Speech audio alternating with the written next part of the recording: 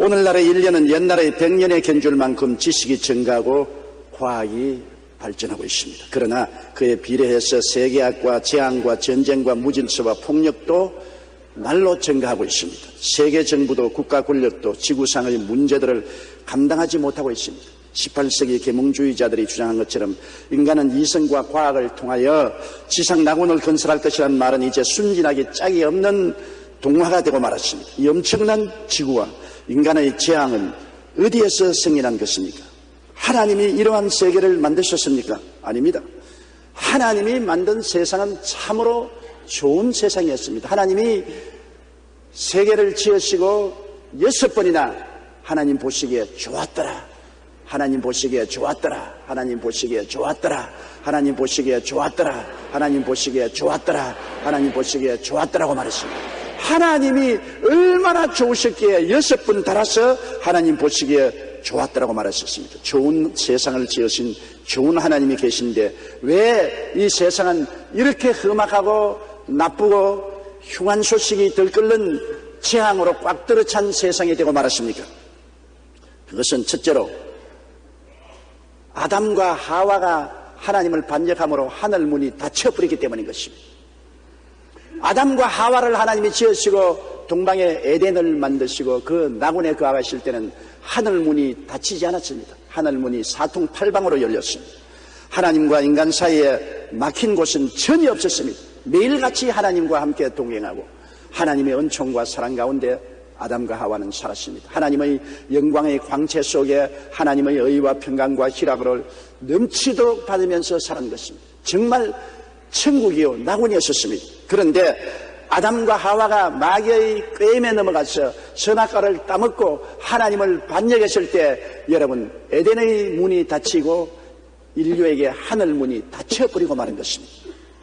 아담의 반역과 닫혀진 에덴 문은 정말 비극입니다. 창세기 3장 23절로 24절에 야훼 하나님이 에덴 동산에서 그 사람을 내어 보내어 그의 근본된 토지를 갈게 하시니라. 이같이 하나님이 그 사람을 쫓아내시고 에덴 동산 동편에 그룹들과 두루 도는 화영금을 두어 생명나무의 길을 지키게 하시니라. 아담과 하와가 살아야 될 에덴 동산이 닫힌 문이 되고 마는 것입니다. 에덴 동산에 접근할 수 없도록 닫아버린 하나님은 인류의 위에 하늘문을 닫아버리고 말은 것입니다. 그 결과로 다가온 것은 대재앙이었습니다. 창세기 3장 17절로 19절에 아담에게 이르시되 내가 내 아내의 말을 듣고 내가 너더러 먹지 말라 한 나무 실과를 먹었은즉 땅은 너로 인하여 저주를 받고 내게 가시 눈물과 응급기를 낼 것이라. 너는 흙이니 흙으로 돌아갈 것이라고 말하는 것입니다. 대재앙입니다. 하나님의 형상과 모양대로 지음을 받아 하나님과 대화하고 하나님과 함께 손을 잡고 행하던 아담과 하와가 영적으로 죄로 말미암아 죽음으로 하나님과의 대화가 단절되어 버리고 마는 것입니다. 이제는 하나님을 부를래야 부를 수 없습니다. 왜? 하나님은 영이시라 예배하는 자가 신령과 진정으로 예배해야 되는데 아담과 하와는 영이 죄로 말미암아 죽어버렸습니다. 그러므로 하나님과 대화가 단절되고 마는 것입니다. 여러분 죽은 사람에게 이야기하니까 대화가 됩니까? 죽은 사람을 욕해도 대답하지 않고 칭찬해도 대답하지 않습니다. 죽은 사람을 발길로 차고 두들겨 패도 반응하지 않습니다. 왜? 생명이 떠났기 때문인 것입니다. 아담과 하와는 영이 죽으심으로 하나님과 전혀 대화가 되지 않고 하나님의 말씀에 반응할 수 없게 되어버린 것입니다. 크나큰 재앙입니다. 영적으로 죽어버리고 인간은 혼과 육체의 존재가 되고 마는 것입니다. 그리고 땅은 저주를 받았습니다. 땅에 가시와 은극기가 났습니다. 땅이라는 것은 우리 인류 삶을 전체 다 표현한 것입니다. 우리의 삶 전체에 어느 곳에 가나 가시와 은극기가 납니다.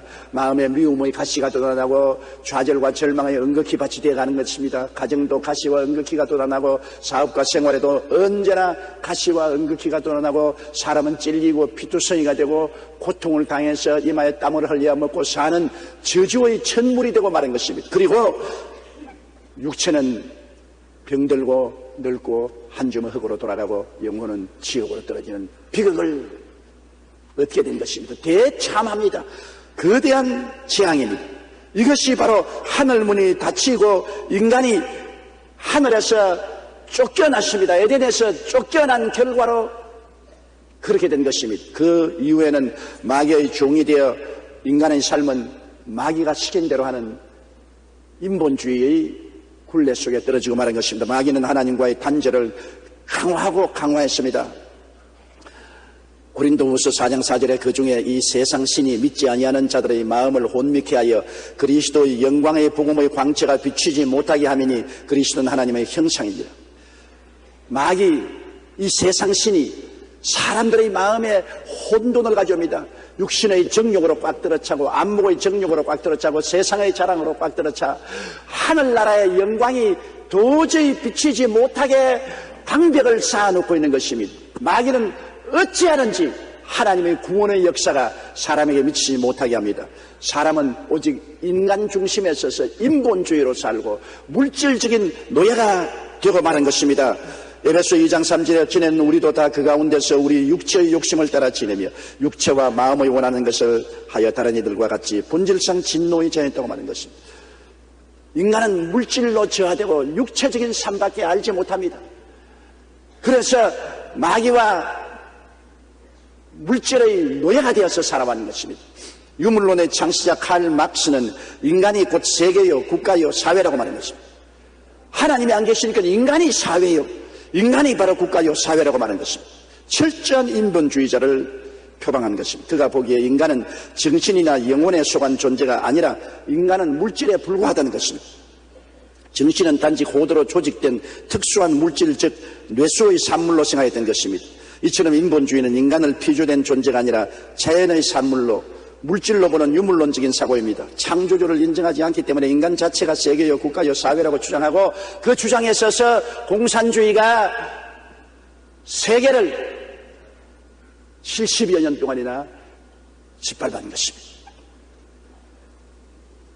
결국 사람들은 에덴에서 쫓겨난 이후로 이 대재앙 가운데 몸부림치면서 해방을 얻으려야 해방을 얻을 수가 없습니다. 하나님이 계시지 않고 인간의 힘으로 인본주의로 물질적인 능력으로 어떻게 스스로를 해방시킬 수 있습니까? 죄악의 재앙, 저주의 재앙, 질병과 죽음과 멸망의 재앙에서 인간은 벗어나지 못하고 역사는 고통과 슬픔과 피비린내로 꽉 들어차 있는 것입니다. 그런데 하나님이 인생을 불쌍히 여기셨습니다. 2000년 전에 하나님이 세상을 이처럼 사랑하사 독생자를 주셨습니다. 하나님의 아들 예수님이 세상에 오셔서 하신 가장 위대한 일은 아담과 하와 이후로 닫혀버린 하늘문을 주님께서 열어 제꼈다는 것입니다. 하늘문이 닫히면 하나님의 역사가 전혀 일어날 수 없는데 예수님이 오셔서 하늘문을 열으셨습니다. 예수님이 내가 곧 문이라고 말씀하셨습니다. 예수님이 계신 곳에 하늘이 열린 것입니다. 누가복음 3장 21절로 22절에 백성이 다 세례를 받을세 예수도 세례를 받으시고 기도하실 때 하늘이 열리며 성령이 형체로 비둘기같이 그의 위에 강림하시더니 하늘로서 소리가 나기를 너는 내 사랑하는 아들이라 내가 너를 기뻐하노라. 예수님이 오셔서 요단강에서 30에 세례 받을 때 주님께서 기도를 하시며 하늘문을 열어 제꼈죠. 아담과 하와 이후로 닫혀버린 하늘문이 예수 그리스도를 통해서 열려버리고 말았고 하늘에서 하나님의 음성이 들리게 된 것입니다. 이 얼마나 놀라운 축복인 것입니다. 예수님은 종교나 철학이 아닙니다. 예수님은 바로 하나님을 우리 가운데 모시고 오신 분이요 하늘문을 열어 제끼신 분인 것입니다. 하나님께서는 예수님을 향해서 내 사랑하는 자요 내 기뻐하는 아들이시 하나님이 예수님을 지극히 사랑하시고 예수님을 엄청나게 기뻐하셨습니다. 예수님은 하나님의 사랑을 흠뻑 받고 하나님의 큰 기쁨을 받는 아들로서 가는 곳마다 하나님의 일을 이루신 것입니다. 여러분도 자녀 기를 때 여러분이 정말 사랑하고 여러분이 정말 기뻐하는 자녀가 있으면 얼마나 행복합니까? 하나님은 예수 그리스도로 말미암아 극히 기뻐하시고 즐거워하시는 것은 예수님을 하나님은 사랑하시고 예수님은 기뻐하는 아들이기 때문인 것입니다. 그리스도가 하늘문을 열고 인생 문제의 해답으로 성령을 강림하게 한 것입니다. 하나님의 성령이 비둘기 형상으로 내려온 것입니다. 성령은 여러분 왜 비둘기 형상으로 내려왔습니까? 비둘기는 순결과 사랑의 상징인 것입니다. 성령이 바로 하늘문을 열자 하나님의 사랑을 가지고 이 땅에 임하시게 된 것입니다. 대재앙을 당하여 절망에 허덕이는 인생에게 하나님의 사랑을 가지고 성령 비둘기가 예수님을 통해서 이 땅에 임하시게 된 것입니다. 요한복음 3장 16절 말씀 보세요. 하나님이 세상을 이처럼 사랑하사 독생자를 주었으니 이런 저를 믿는 자마다 멸망치 않고 영생을 얻게 하렵니다. 예수님은 하나님을 사랑하는 자요, 기뻐하는 자요. 예수님 위에 하늘문이 열려있고 예수님을 통해서 성령이 임하심으로 예수를 구주로 모시면 그곳에 하늘이 열리고 그곳에 성령이 계시고 그곳에 영생이 있고 그곳에 하나님의 영광이 임하시는 것입니다. 로마서 5장 5절에 우리에게 주신 성령으로 말미암아 하나님의 사랑이 우리 마음에 부음받은 것입니다. 예수님이 열어놓은 하늘문을 통해서 성령이 오시고 성령을 통하여 하나님의 사랑이 우리 마음속에 그냥 부은 바가 되는 것입니다. 여러분, 원래부터 주님은 우주를 창조했습니다. 하나님은 그 아들 예수님을 통해서 만물을 지으신 것입니다. 아들을 통해서 짓지 않은 것은 하나도 없습니다. 그런데 창세기 1장 1절로 2절을 보면 태초에 하나님이 천지를 창조하시니라. 땅이 혼돈하고 공허하며 흑암이 깊음 위에 있고 하나님의 신은 수면에 운행하시더니, 엄청난 혼돈과 공허와 흑암이 있는 곳에 하나님의 아들 예수님이 오셔서 성령으로 이 땅을 지으셨습니다. 주님께서는 텅 빈 공허를 생명과 아름다움이란 하나님의 사랑으로 가득히 채워놓으셨습니다. 오늘날도 인간이 죄로 말미암아 엄청나게 파괴되어 공허하고 허무하고 혼돈하고 흑암 가운데 있습니다. 바로 이 세상을 짓기 전에 있던 형상과 똑같이 죄가 인간에게 들어와서 공허하고 혼돈하며 흑암이 깊음 위에 있는 파괴를 인간에게 가져온 것입니다. 이런 인간의 텅 빈 가슴 속에 예수께서 오셔서 하나님의 사랑과 생명으로 채워놓으신 것입니다. 어느 곳에 가나 아름다운 생명으로 채워놓으십니다. 예수님이 만드신 세계는 아름다운 하나님의 생명의 역사로 충만하지 않습니까? 혼돈을 천국 질서로 태어난 것입니다. 공허하고 혼돈한 곳에 주님은 아름다운 질서로 채워놓은 것처럼 우리 혼돈한 우리의 마음속에 주님은 어디서 와서 왜 삶이 어디로 가는 것을 가르쳐 주시고 잃어버린 우리 인생을 찾아주셔서 하나님을 향해서 앞으로 나갈 수 있고 삶의 의미와 가치를 깨달을 수 있게 만들어 주신 것입니다. 그리고 흑암이 가져온 기쁨의 고통 위에 사랑의 치료의 역사를 주님 베푸신 것처럼 주님은 이 흑암의 가슴 속에 마귀가 도적질하고 죽이고 멸망시키고 고통을 가져온 곳에 주님은 마음으로 육체로 우리의 환경으로 가는 곳마다 치료를 베풀어서 영혼이 잘됨같이 범사에 잘되며 강건하고 생명을 얻되 넘치게 얻도록 만들어주신 것입니다. 주님은 어두움에는 빛을, 무질서에는 질서를, 추에는 미를, 가난에는 부요를, 아픔에는 치료를, 죽음에는 생명을 가져오시기 위해서 하늘문을 열어 제끼고 우리에게 찾아오신 것입니다. 하나님은 좋으신 하나님인 것입니다. 오늘날도 하나님은 예수 그리스도를 통해서 우리에게 나타나셔서 하나님 보시기에 좋은 역사를 베풀어 주시는 것입니다. 처음 하나님이 만드신 세계도 하나님이 보기에 좋았더라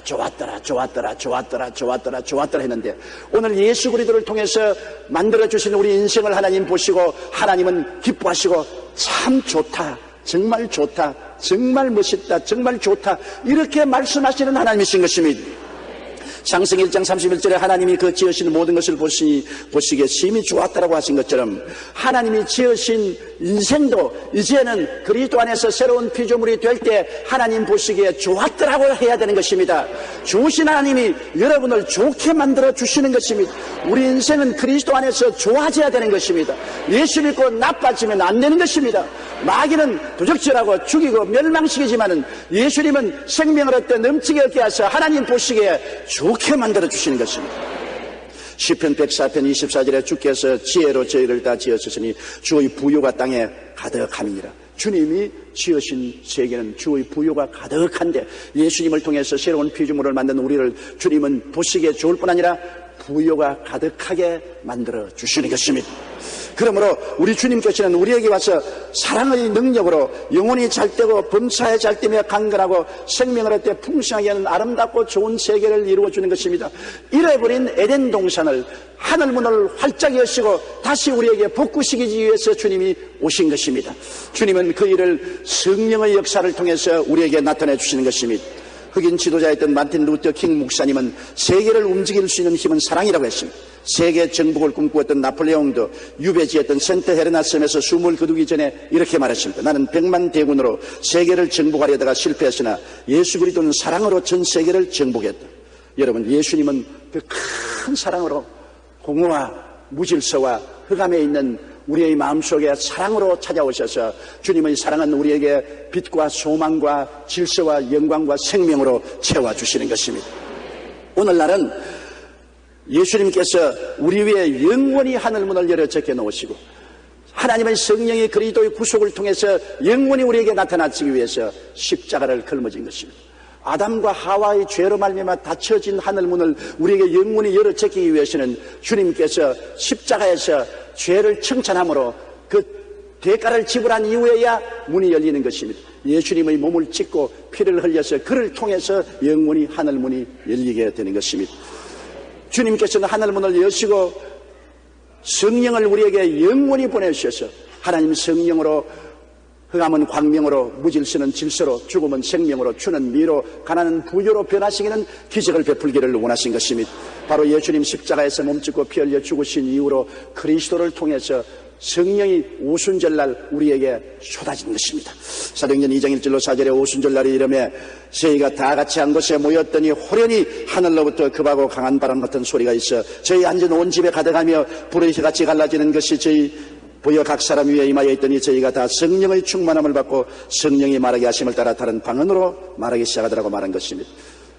주님은 영원한 제물이 되셔서 영원히 우리에게 하늘문을 열어놓은 것입니다. 이제 예수님을 통해서 나오면 하늘문은 활짝 열려버리고 마른 것입니다. 예수님이 십자가에서 내가 다 이루었다고 운명하실 때 예루살렘 성전에 성소와 지성전 갈라놓은 휘장이 위에서부터 아래로 쫙 찢어지고 마른 것입니다. 그 성소는 바로 하나님의 성전을 의미하는 것인데 하나님이 계시는 지성소는 휘장으로 갈려 있었습니다. 대제사장의 피를 가지고 1년에 한 번밖에 들어가지 못했습니다. 그 일반 사람은 감히 지성소에 들어갈 수 없습니다. 그러나 예수님이 십자가에서 몸을 찢고 피를 흘려 내가 다 이루었다 하실 때 성전의 휘장은 찢어져서 활짝 열려버렸습니다. 이제 하늘 가는 밝은 길이 열려버리고 마른 것입니다.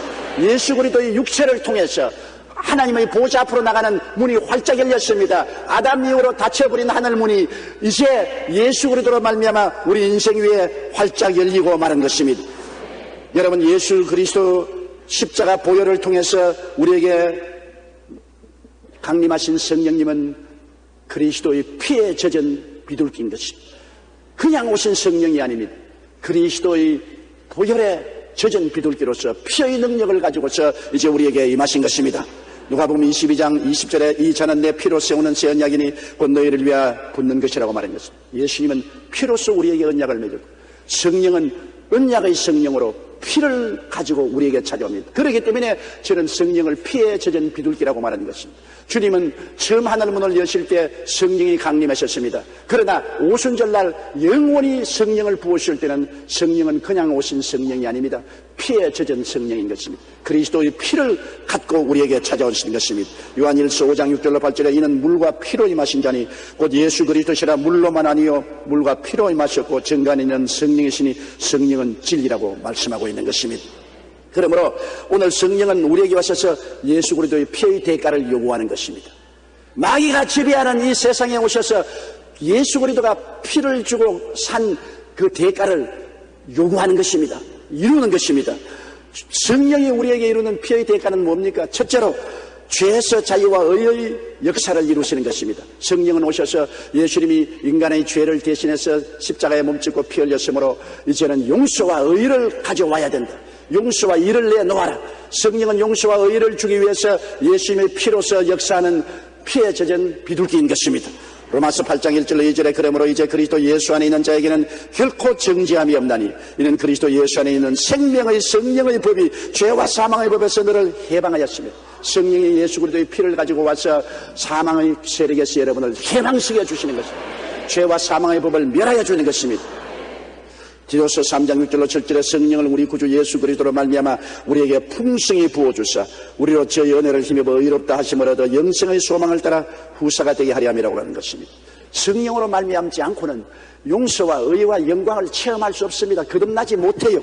14세기 영국의 뛰어난 설교였던 조지 휘트필드는 청년 시절에 죄악 가운데 깊이 빠졌던 사람입니다.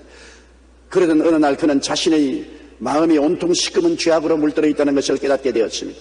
그러나 어떻게 해야 구원을 받는지 알지 못하기 때문에 그는 인간적인 방법을 통해서 죄악에서 벗어나고자 했습니다. 모든 사치를 거부하고 누더기 옷을 입고 가장 거친 음식을 먹었습니다. 일주일에 이틀은 금식하고 가난한 사람에게 돈을 나누어 주기도 하고 기도로 밤을 새기도 했지만 마음에 죄책은 여전히 남아있고 고통은 여전히 남아있었습니다. 그러던 중 휘트빌드는 요한 웨슬레를 만나 영혼 속의 하나님 생명이란 책을 얻게 되었습니다. 그리고 그 책을 통해 그리스도 안에서 새로운 피조물이 되지 않으면 결코 구원을 받을 수 없다는 진리를 깨달았습니다. 그는 즉시 무릎을 꿇고 주님께 도움을 구했습니다. 자신을 새롭게 해달라고 기도했습니다. 그러나 얼마 지나지 않아 예수 그리스도의 보혈을 의지하고 하나님께 부르짖자 성령이 임하셔서 그는 순식간에 새 사람으로 변화되고 마는 것입니다. 절망에서 소망으로, 좌절에서 희망으로, 죄책에서 용서와 의의 영광이 마음속에 채워지게 된 것입니다. 그 후로 휘트필드는 아메리카 인디안들과 서인도 제도 유색 인종들과 그리고 스코틀랜드의 광부들과 런던의 부유한 귀족들 다양한 계층의 수많은 사람을 그리스도께로 인도했습니다. 그가 외친 말씀 중은 진리는 아주 간단했습니다. 성령으로 거듭나야 하나니라. 그는 가는 곳마다 성령으로 거듭나야 하나니라고 말한 것입니다. 성령으로 어떻게 거듭납니까? 성령은 피에 젖은 비둘기입니다. 예수 그리스도의 보혈을 의지하면 성령이 와서 우리를 거듭나게 만들어 주시는 것입니다. 둘째로 성령은 예수 그리스도의 피를 가지고 와서 마귀와 세상에서 자유와 거룩함의 선물을 주시는 것입니다. 온 세상은 마귀 안에 있고 마귀는 세속을 가지고 인간을 완전히 포로로 잡고 있는 것입니다. 어떠한 과학도 지식도 수양도 도덕도 마귀가 묶어놓은 밧줄을 끌어줄 수가 없습니다. 그러나 성령께서 예수 그리스도의 십자가 보혈을 가지고 오셔서 우리를 해방시켜 주시는 것입니다. 요한계시록 1장 5절에 우리를 사랑하사 그의 피로 우리 죄에서 우리를 해방시켜 주셨다고 말씀한 것입니다. 저는 어느 미국 자매님의 간증을 읽고 굉장히 감동을 입었습니다. 자매님은 16살부터 술을 마시기 시작해서 술주정뱅이가 되었습니다. 수많은 남자들에게 폭행을 당하고 그 다음에는 못된 남자친구를 만나서 마약 중독자가 되었습니다. 알코올 중독에 마약 중독까지 걸린 그녀는 첫 아이를 낳았으나 술에 취해 아이에게 젖을 물려놓고 쓰러지는 바람에 아이가 숨이 막혀 죽고 말았습니다. 그러나 그 후로도 자매님은 아침에 해가 돋을 때부터 저녁 때까지 술을 마시고 마약을 맞았습니다. 첫 남편하고 이혼을 한 후에는 이 남자 저 남자를 만나다가 다시 옛 남편과 화해했다가 다시 싸우는 등 말할 수 없는 피폐한 삶을 살았습니다. 그녀는 이런 생활에서 벗어나기 위해 병원에 입원도 해보고 약도 먹어보고 온갖 민간요법을 다 해보았지만은 황폐하고 회파된 그 심령과 육체를 회복시킬 수가 없었습니다. 그러다가 하루는 자동차 사고로 죽은 친구의 장례식에 참여했다가 목사님의 설교 말씀을 듣게 되었습니다. 갑자기 마음이 찡해지면서 나도 교회에 가보면 살 길이 있지 않겠는가 하는 생각이 들었습니다. 자매님은 돌아오는 주일에 교회에 나갔습니다. 그곳에서 사람들이 예배드려 박수치고 손을 들고 할렐루야를 부르는 것을 보고 야 나도 저렇게 했으면 얼마나 좋을까. 그런데 목사님이 회개할 사람 앞으로 나오라고 하니까 뛰어나가서 재단에 엎드렸습니다. 그리고 그는 이렇게 기도했습니다. 주님, 내 힘으로는 알코올 중독에서 벗어날 수가 없어요. 내 힘으로는 마약 중독에서 벗어날 수가 없습니다. 나는 폐인이 되었습니다. 나는 완전히 포로가 되었습니다. 주님, 주의 능력으로 나를 살려주십시오. 나는 힘쓰고 애쓰고 노력하고 결심해도 소용이 없습니다. 그러자 갑자기 온몸이 뜨거워지더니 큰 기름 부음이 임하였었습니다. 도저히 헤어나올 수 없을 것 같은 알코올 중독에서 그는 순식간에 해방되고 마는 것입니다. 아픈 중독에서 자유를 얻게 된 것입니다. 자매님은 함께 사는 남편도 예수님께 인도해서 그도 알코올 중독에서 해방되고 마약에서 자유되어 완전한 새 사람이 되어버리고 말았습니다. 누가 이런 기적을 베풉니까? 피에 젖은 비둘기 성령이 오셔서 예수님의 보혈의 공로로서 역사하기 때문에 마귀와 세상이 쫓겨나가버리고 마는 것입니다. 셋째로 피에 젖은 비둘기 성령은 보혈의 능력으로 우리에게 오셔서 병에서 해방과 건강의 선물을 주시는 것입니다. 사도행전 10장 38절에 하나님이 나사렛 예수에게 성령과 능력을 기름 붓듯 하셨으며 제가 두루다니시며 착한 일을 행하시고 마귀에게 눌린 모든 자를 고치셨으니 마귀에게 눌려서 병이 듭니다. 마귀는 우리 심신을 누르고 우리 생활을 억압해서 온갖 병이 들게 하는 것입니다. 그러나 성령께서 예수 그리스도의 보혈을 갖고 와서 우리를 마귀의 억압에서 해방시켜 주는 것입니다. 주님은 의로운 태양을 떠오르게 하셔서 성령의 빛을 비춰서 우리를 치료하여 주시는 것입니다. 나는 우리 교회 강서대교 조왕근 집사님의 간증을 읽고 큰 마음에 감동을 느꼈습니다. 집사님은 92년 배 통증이 심해서 조직검사를 해보았더니 대장암 3기였습니다. 그때 집사님은 36살로 겨우 2살 된 아이가 있었습니다. 그런데 하루는 교회를 다니던 아내가 교구버스를 놓쳤다고 교회까지 좀 데려다 달라고 그랬어요. 자기는 예수 안 믿지만 아내를 차에 태워서 교회까지 데리고 왔는데 아내를 내려놓고 돌아가려니까 아내가 기왕 교회까지 왔으니 나하고 아내 한 좀 들어가자고. 그래서 아내의 권유에 못 이겨서 들어와서 앉아있는데 설교를 듣자 십자가에 못 박히신 예수님이 우리 구주 되심을 들을 때 성령의 감동으로 마음이 찡해지고 깨어지면서 눈물이 주르륵 흐르고 회개를 했습니다. 그 후에 건강은 계속 악화되어 기침이 심하게 나고 열이 올라 CT 촬영을 해보니 이번에는 암이 폐와 임파선까지 전이가 되었습니다. 체중은 47kg까지 내려가고 병원에서도 치료를 포기했습니다. 주위에서는 구슬을 하자고 유혹했으나 집사면 죽으면 죽으리라는 각오로 기도원에 올라가 일주일 금식 기도를 했습니다. 기도를 통해 집사님은 치료의 확신을 갖고 병 나은 것을 바라보고 입술로 시인하며 집에 와서 성경을 4번 통독하고 기도처와 교회 학교에 봉사했습니다. 그런데 며칠 뒤 잠결에 강한 푸른 빛이 발에서 머리까지 환하게 비추는 것을 보았습니다. 집사님은 이것이 말라기 4장 2절에 의로운 해가 떠올라 치료하는 광선을 발현한 그 치료의 광선이구나 하는 것을 깨닫고 그 이후로 신기하게 건강이 급속도로 회복되기 시작하여 몸무게도 47g에서 67g으로 늘었고 병원에 가서 검사해보니 암이 온데간데 없이 깨끗이 나버리고 말한 것입니다. 성령께서는 피의 대속을 실행하시는 분이신 것입니다. 그렇기 때문에 성령이 오시면 병에서 해방되게 되어 있는 것입니다. 피의 대가를 요구하는 것입니다. 오늘날 성령은 피에 젖은 비둘기입니다. 우리에게 찾아오셔서 예수님이 피 흘려서 대속한 대가를 내놓으라고 하는 것입니다. 그리스도의 보혈의 능력 앞에 마귀는 쫓겨나게 되는 것입니다. 오늘 성령은 우리에게 찾아오셔서 저주에서 해방과 아브라함의 복을 주장하는 것입니다.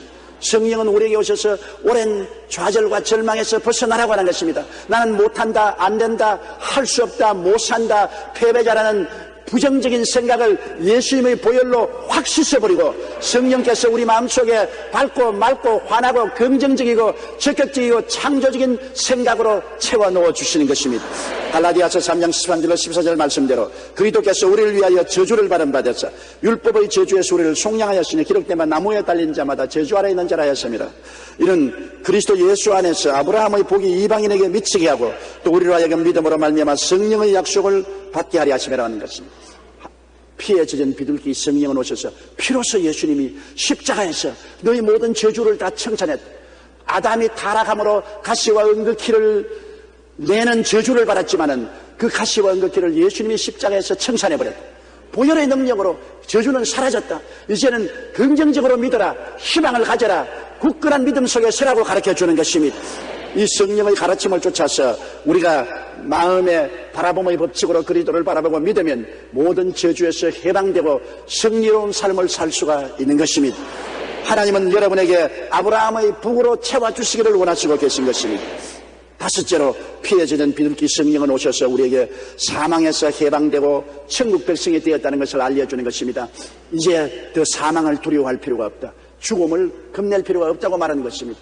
죽음은 우리들이 가장 두려워하는 것이 아닙니까? 인간의 종말이 죽음이요 죽음 저 건너편에 무엇이 일어날지 아무도 모릅니다. 그러므로 모른다는 것은 불안과 절망과 고통을 가져오는 것입니다. 그러나 성령께서는 오셔서 우리에게 사망에서 해방시켜 주시고 저 건너편 강원덕의 아름다운 땅에 있는 것을 보여주시고 우리에게 그리스도의 보혈로 하늘나라가 활짝 열린 문으로 들어갈 수 있다는 것을 보여주는 것입니다.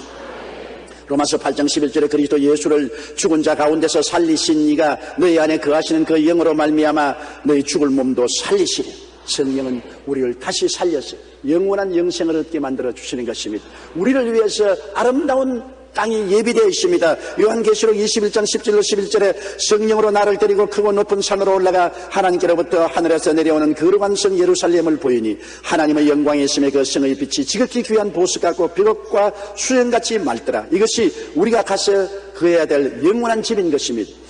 세상에서 성공했던 프랑스의 철학자 볼테르는 무신론자였습니다. 그는 임종시에 나는 하나님과 인간에게 버림을 받았다. 의사선생, 내 생명을 6개월 연장시켜주면 내 재산의 절반을 주겠다고 간청했으나 의사는 그 생명을 연장하지 못했습니다. 그는 비극 중에 죽었습니다. 그러나 잔인한 노예상인이었던, 그러나 그 후에 예수님을 영접하고 성령받아 변화되어 목숨을 바쳐서 복음을 전거했던 존 뉴턴은 숨을 거두기 전에 이렇게 말했습니다. 나는 지금 하늘나라로 간다. 그러나 내가 하나님 나라로 가면 3번 놀랄 것이다. 처음엔 전혀 하나님 나라에 오리라고 기대하지 않았던 사람들이 와 있는 것을 보고 깜짝 놀랄 것이고, 두 번째는 반드시 하나님 나라에 가면 만날이라고 기대했던 사람이 안 보여서 놀랄 것이고, 세 번째는 노예상인이었던 나 존 뉴턴이 하늘나라에 와 있는 것을 보고 내가 깜짝 놀랄 것이다. 여러분, 인간의 힘으로는 절대로 인간 자신을 구원할 수 없습니다. 오직 예수 그리스도의 보혈과 그 피의 대속을 실행하는 성령님만이 우리를 사망에서 해방하여 생명으로 옮겨줄 수가 있는 것입니다. 그렇기 때문에 예수님이 오셔서 목회 시작할 때 요단강에 세례받으실 때 주님이 4,000년 동안 닫혔던 하늘문을 열어 제끼고 인간 삶의 문제의 해답으로 성령을 불러내린 것입니다.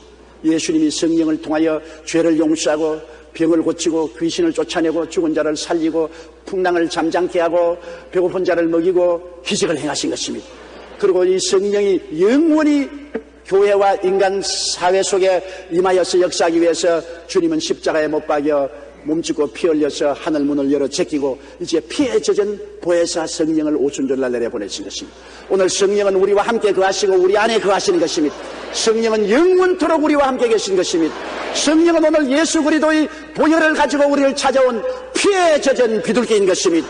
오순절날 강림한 성령은 피에 젖은 비둘기로서 강림하신 것입니다. 가는 곳마다 예수님이 십자가에 피 흘려 값주고 산 그 보배로운 은혜를 우리에게 실천하는 역사를 베푸는 것이 오늘 성령이신 것입니다. 여러분, 그러므로 오늘 성령을 우리가 인정하고 환영하고 모셔드리고 의지하며 성령 안에서 성녀로운 삶을 살아야 됩니다. 예수님은 모든 사람 위에 하늘문을 열어 제껴놓고 있습니다. 그리스도를 구주로 모신 사람마다 머리 위에 하늘문이 열려 있습니다. 왜냐하면 예수께서 말씀하기를 내가 곧 문이라고 말하셨습니다. 예수님을 모신 사람은 하늘문이 열린 사람이요, 예수님을 모르는 사람은 하늘문이 닫힌 사람인 것입니다. 안 믿는 사람들은 모두 다 하늘문이 닫혀 있어요. 그러나 여러분 위에는 하늘문이 열리고 여러분 위에 성령이 비둘기같이 임하여 계신 것입니다. 하나님의 사랑을 성령으로 부어주시고 있는 것입니다. 이 성령은 피에 젖은 성령인 것입니다.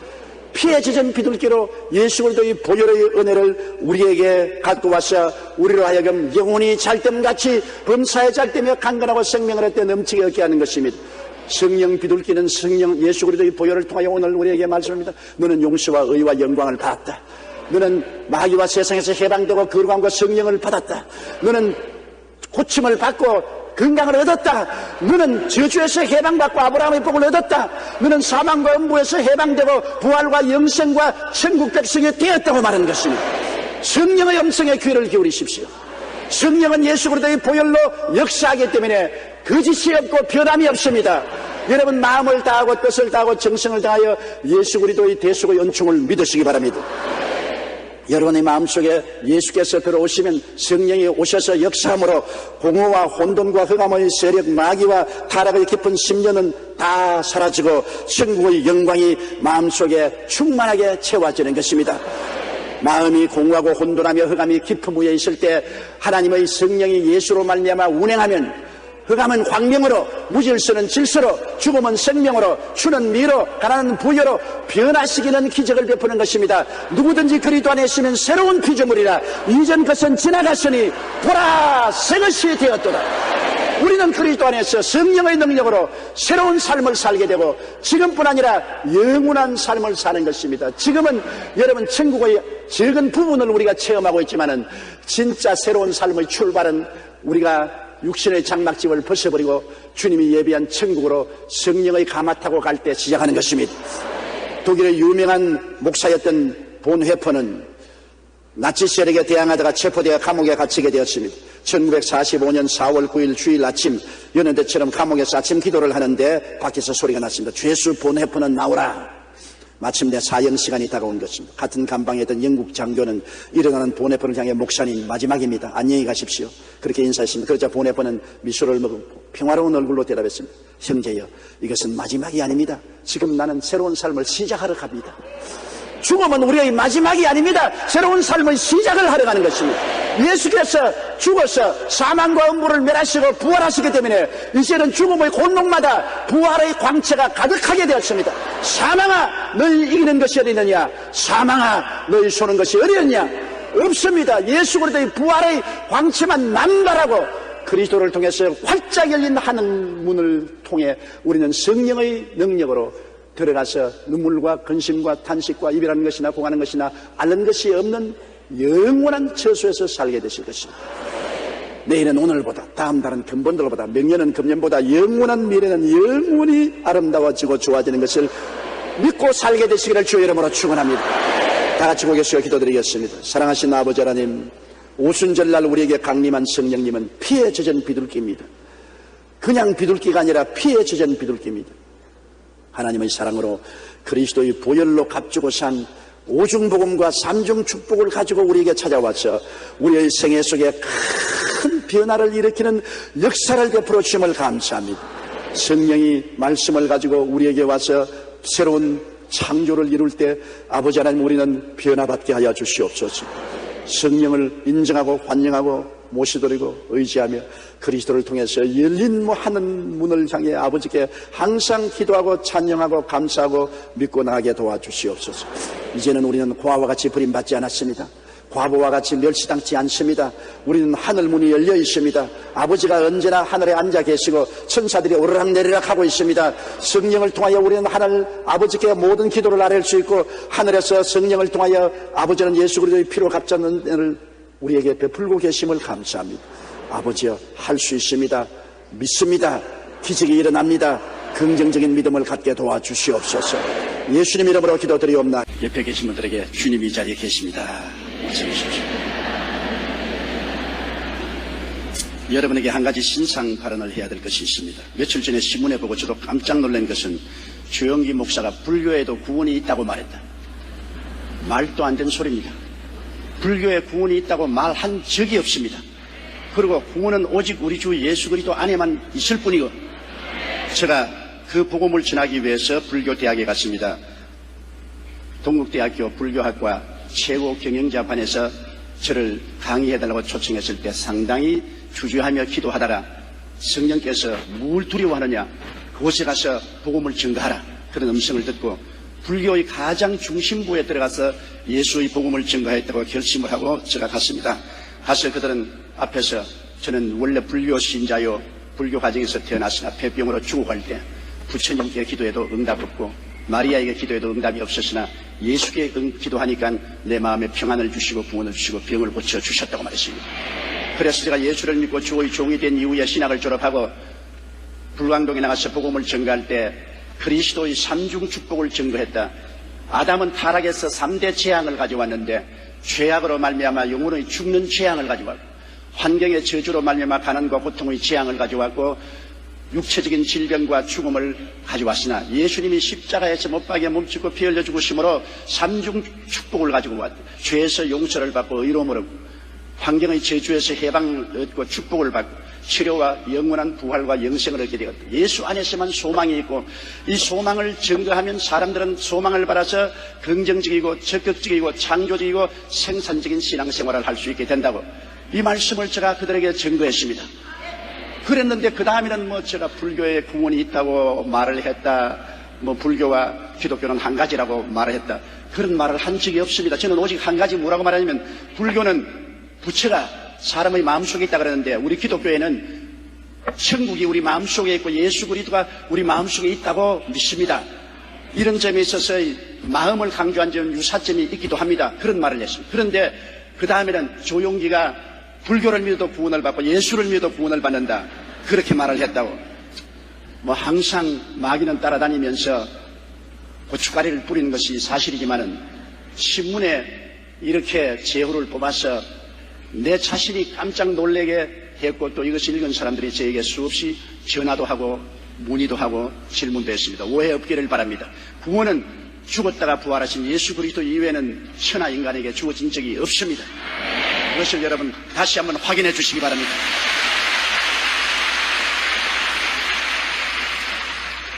베데스다 제2교육관 홀, 예루살렘, 가나안, 바울, 안디옥, 다윗, 제2성전, 제3성전, 영산교회, 강동, 도봉, 강북, 송파, 성북, 여의도, 치칼, 엘림, 김포, 성동, 안산, 중도, 한세, 남양주, 구리, 기도원, 남대문, 시흥, 광명, 일본 도쿄, 오사카, 나고야, 고베, 오야마, 후라바시, 마츠도, 후쿠야게, 야마도, 마츠모토, 나가노, 후지, 누마스, 오키나와, 홍콩, 순복음교회, 국내 지방교회와 각 기도처, 기독교 TV, CBS TV, C3 TV, 극동방송, 기독교 방송, 인터넷 예배드리는 전 세계 성도 여러분에게 은혜와 사랑이 넘치시기를 예수 이름으로 축원합니다. 2004년 5월 16일 청년주일입니다. 청년의 때 창조자를 기억하라는 제목으로 은혜를 나누겠습니다. 하나님께서는 인류의 역사와 운명을 바꾸어 놓는 위대한 사업을 평범한, 오히려 미천하고 초라한 어촌의 청년들에게 부탁하셨습니다. 예수님의 제 아들 나이는 20세에서 30세 사이의 젊은 청년들이었습니다. 예수님께서는 이들을 3년여 동안 가르치시고 훈련시킨 후에 온 천하를 복음화하라고 명령하셨습니다. 그때는 오늘날 같은 교통수단도 통신시설도 없었습니다. 모든 것이 원시적이었습니다. 그런데도 그들은 주님의 명령을 성취하였습니다. 왜냐하면 그들이 젊었기 때문인 것입니다. 청년의 때는 모든 일에 열성적이며 무슨 일이든지 이룰 수 있는 때입니다. 진정으로 봉사할 수 있는 때가 청년의 때인 것입니다. 예수님은 33세 때 세상을 구원하는 일을 완성하셨습니다. 프란시스는 23세에 회심하고 25세 때 수도원을 설립했습니다. 자비에르는 28세 때 예수회를 조직했고, 루터는 22세에 회심하고 33세 때 종교개혁을 단행했습니다. 칼빈은 27세 때 불후의 영작인 기독교 강요를 완성했습니다. 존 웨슬레는 35세 때 감리교회를 창설했으며 18세기 타락한 영국을 복음으로 구원했습니다. 부스는 15세 때 회심하고 46세 때 구세군을 창설했습니다. 찰스 스펄전은 16살에 회심하고 영혼을 깨우는 설교자가 되었습니다.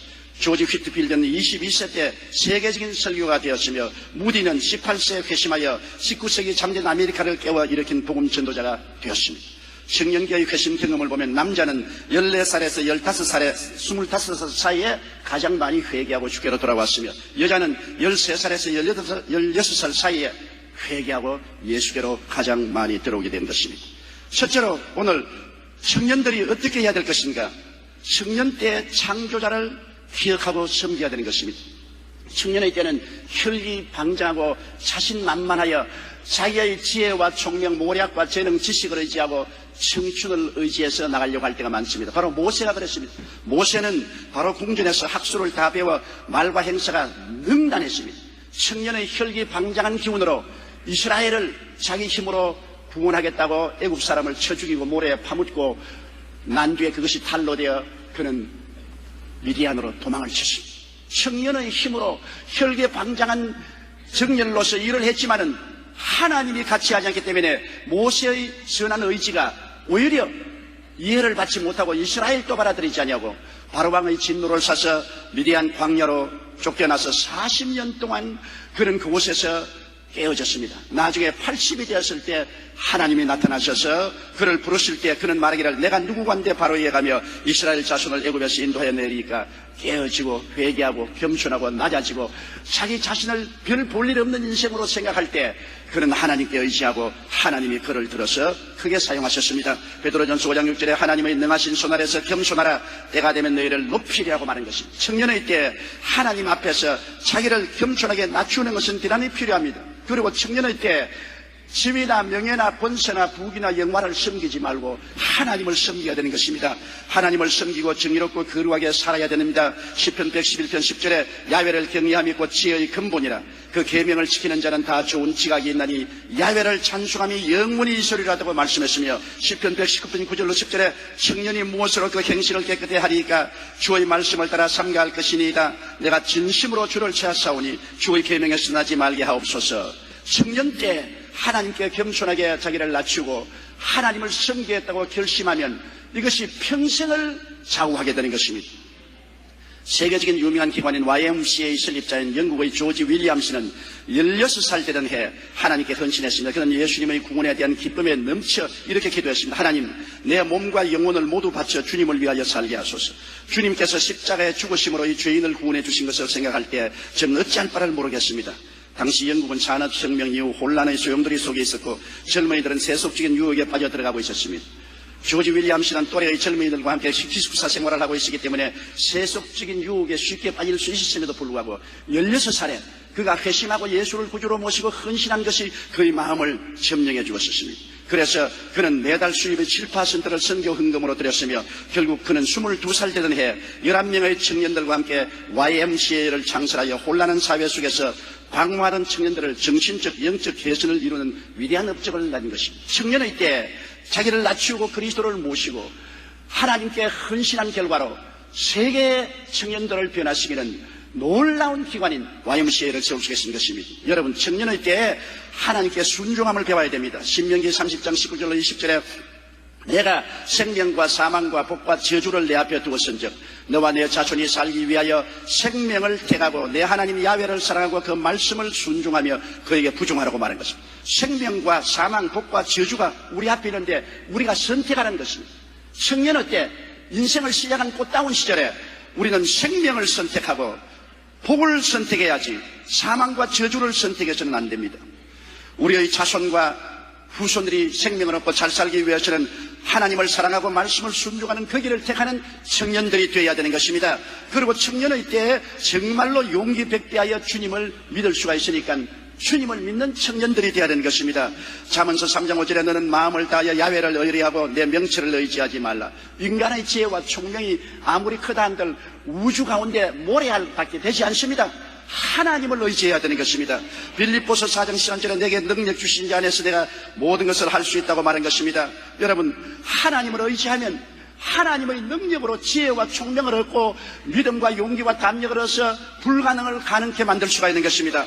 미국의 실업가로서 최신부 장관을 지낸 존 워나메이커는 생전에 백화점 왕으로 불리는 사람이었습니다. 그런 미래의 예측은 탁월한 판단력과 정확한 경영 능력의 소유자로서 그 투자에 구입한 물건들은 항상 최고의 가치를 창출해 엄청난 돈을 벌였습니다. 하루는 한 신문 기자가 그에게 물었습니다. 선생님께서 지금까지 투자한 것 중에 가장 성공적인 것은 무엇입니까? 그러자 그는 분명한 의조로 말했습니다. 그것은 내가 12살 때 한 투자입니다. 그때 나는 $2 50센트를 주고 성경 한 권을 샀는데 이것이 내 삶의 가장 위대한 투자였습니다. 왜냐하면 이 성경이 오늘 나를 만들었습니다. 워너메이커는 가난한 소년 시절 성경을 읽으며 꿈을 키웠습니다. 그의 성공 비결은 바로 하나님을 믿고 성경의 가르침을 따라 순종한 결과였다고 말한 것입니다. 청년의 때 하나님을 믿고 순종하며 겸손히 섬긴 자는 반드시 인생을 승리로 살아갈 수가 있게 되는 것입니다. 둘째로 청년의 때 꿈이 있어야 되는 것입니다. 꿈이 있는 청년이 되어야 됩니다. 사도행전 2장 17절에 하나님이 가라사대 말세 내가 내 영으로 모든 육체에게 부어주리니 너희 자녀들은 예언할 것이요 너희 젊은이들은 환상을 보고 너희 늙은이들은 꿈을 꾸리라고 말한 것입니다. 꿈과 환상이 있는 청년들이 되어야 되는 것입니다. 꿈은 삶의 목표와 방향을 제시합니다. 마음속에 꿈이 없으면 삶의 목표와 방향을 잃어버리는 것입니다. 잠언서 29장 18절에 꿈이 없으면 방자에 행한다고 했습니다. 사람이 방자에 행하면 허랑방탕하고 목적도 방향도 없이 방황하는 것을 말하는 것입니다. 꿈이 없으면 목적도 방향도 없는 인생이 되어버리고 마는 것입니다. 우리가 마음속에 꿈을 품으면 그 꿈이 우리에게 살아갈 의미와 가치를 부여하기 때문에 어떠한 역경도 이겨나갈 수 있는 용기와 힘을 주시는 것입니다. 템플 대학교의 창설한 러셀 코넬 박사는 제1차 세계대전이 끝날 무렵 미국의 백만장자 4033명의 생애를 조사해 보았다가 깜짝 놀랐습니다. 조사 결과 놀라운 것은 4033명의 백만장자들 중에 고등학교 이상의 학력을 가진 사람은 불과 69명밖에 없었습니다. 그들은 백만장자가 되기까지 돈과 교육, 정규훈련 등에 있어 일반적으로 부족한 생활을 했습니다. 그러나 호넬 박사에 의하면 그들의 생애는 평범한 사람들과 확실히 다른 점이 있었다는 것입니다. 그것은 그들에게 분명한 꿈과 목표가 있었다는 것입니다. 마음속에 뚜렷한 꿈과 목표를 가지고 그것을 위해서 전력 투구하는 사람만이 성공적인 삶을 살 수 있다고 말하는 것입니다. 그러므로 청년의 때 살아온 날수보다 살아갈 날이 덜 긴 그때 반드시 마음속에 하나님이 주시는 꿈과 환상을 품고 목표를 가지고 질주해 나가면 중국에 가서 위대한 인생을 살고 큰 성취를 이룰 수가 있는 것입니다. 꿈이 있어야 노력과 희생을 할 수 있지요. 꿈이 없는데 무엇 때문에 아침에 일찍 일어나며 저녁에 늦게 눕겠습니까? 꿈이 있어야 머리를 질끈매고 다른 사람 다 놀 때 애쓰고 힘써 공부하며 노력하고 일하게 될 것입니다. 마음에 꿈이 있어야 믿을 수가 있습니다. 꿈이 없는데 뭘 믿습니까? 내가 장차 위대한 기업가가 되다는 꿈이 있으면 그것을 목표로 삼고 믿음을 가지고 나갈 수 있는 것입니다. 내가 정치인이 되겠다면 그 꿈을 가지고 그 목표를 두고서 노력하고 힘써서 나갈 수가 있는 것입니다. 아브라함 같은 사람 보십시오. 아브라함은 시골 노인이었습니다. 초등학교도 다니지 못한 무식한 사람이었습니다. 75살까지 그는 꿈도 환상도 인생의 목표도 없이 목자로서 들을 방황하며 살았습니다. 그런데 75살 된 날에 영광의 하나님이 그에게 나타나셨습니다. 그가 하나님을 찾은 것이 아닙니다. 하나님이 나타나셨습니다. 그리고 아브라함에게 내가 너로 큰 민족을 이루어주고 너에게 복주며 창성케 하고 상승케 하겠다고 말씀한 것입니다. 창세기 12장 2절에 내가 너로 큰 민족을 이루고 너에게 복을 주어 내 이름을 장대케 하리니 너는 복의 근원이 될지라.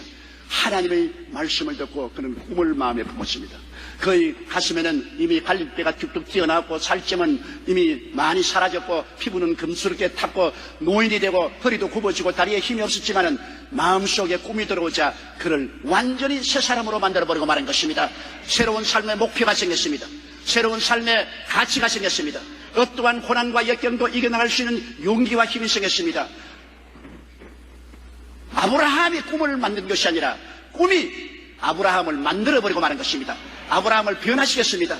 그래서 평범한 무식한 시골 목동이 변하여 위대한 믿음의 조상이 되고 인류 문화를 창제한 위대한 근원이 되어버리고 마는 것입니다. 여러분, 마하트마 간디든 말하기를 꿈이 없는 사람은 죽은 사람이라고 말했습니다. 토마스 카라일은 말하기를 인간은 꿈에 기초를 둔 존재이다. 내 소유를 다 빼앗긴다 해도 나는 오직 한 가지 꿈을 갖기 원한다고 말하는 것입니다. 꿈이 있으면 아무것도 빼앗을 수 없습니다. 왜냐하면 그 꿈이 인생을 이끌어 나가고 그 꿈이 위대한 창조의 능력을 가져오게 되는 것입니다. 하나님께서는 꿈이 있는 백성과 같이 계시고 꿈이 있는 젊은이와 함께 계셔서 꿈을 통하여 변화시키고 능력을 주고 힘을 주어서 목표를 달성하게 만들어주는 것입니다. 그러므로 꿈이 있는 젊은이가 되시기를 주님 이름으로 축원합니다. 셋째로 믿음이 있는 청년이 되어야 되는 것입니다. 아담에게는 믿음이란 자연스러운 것입니다. 왜냐하면 아담은 하나님의 형상과 모양대로 지음받고 하나님이 아버지가 되셔서 자연적으로 하나님과 대화하며 하나님을 믿는다는 것이 조금도 이상하거나 어렵지 않았습니다. 그러나 그가 죄를 짓고 타락하고 영이 죽어버렸었습니다.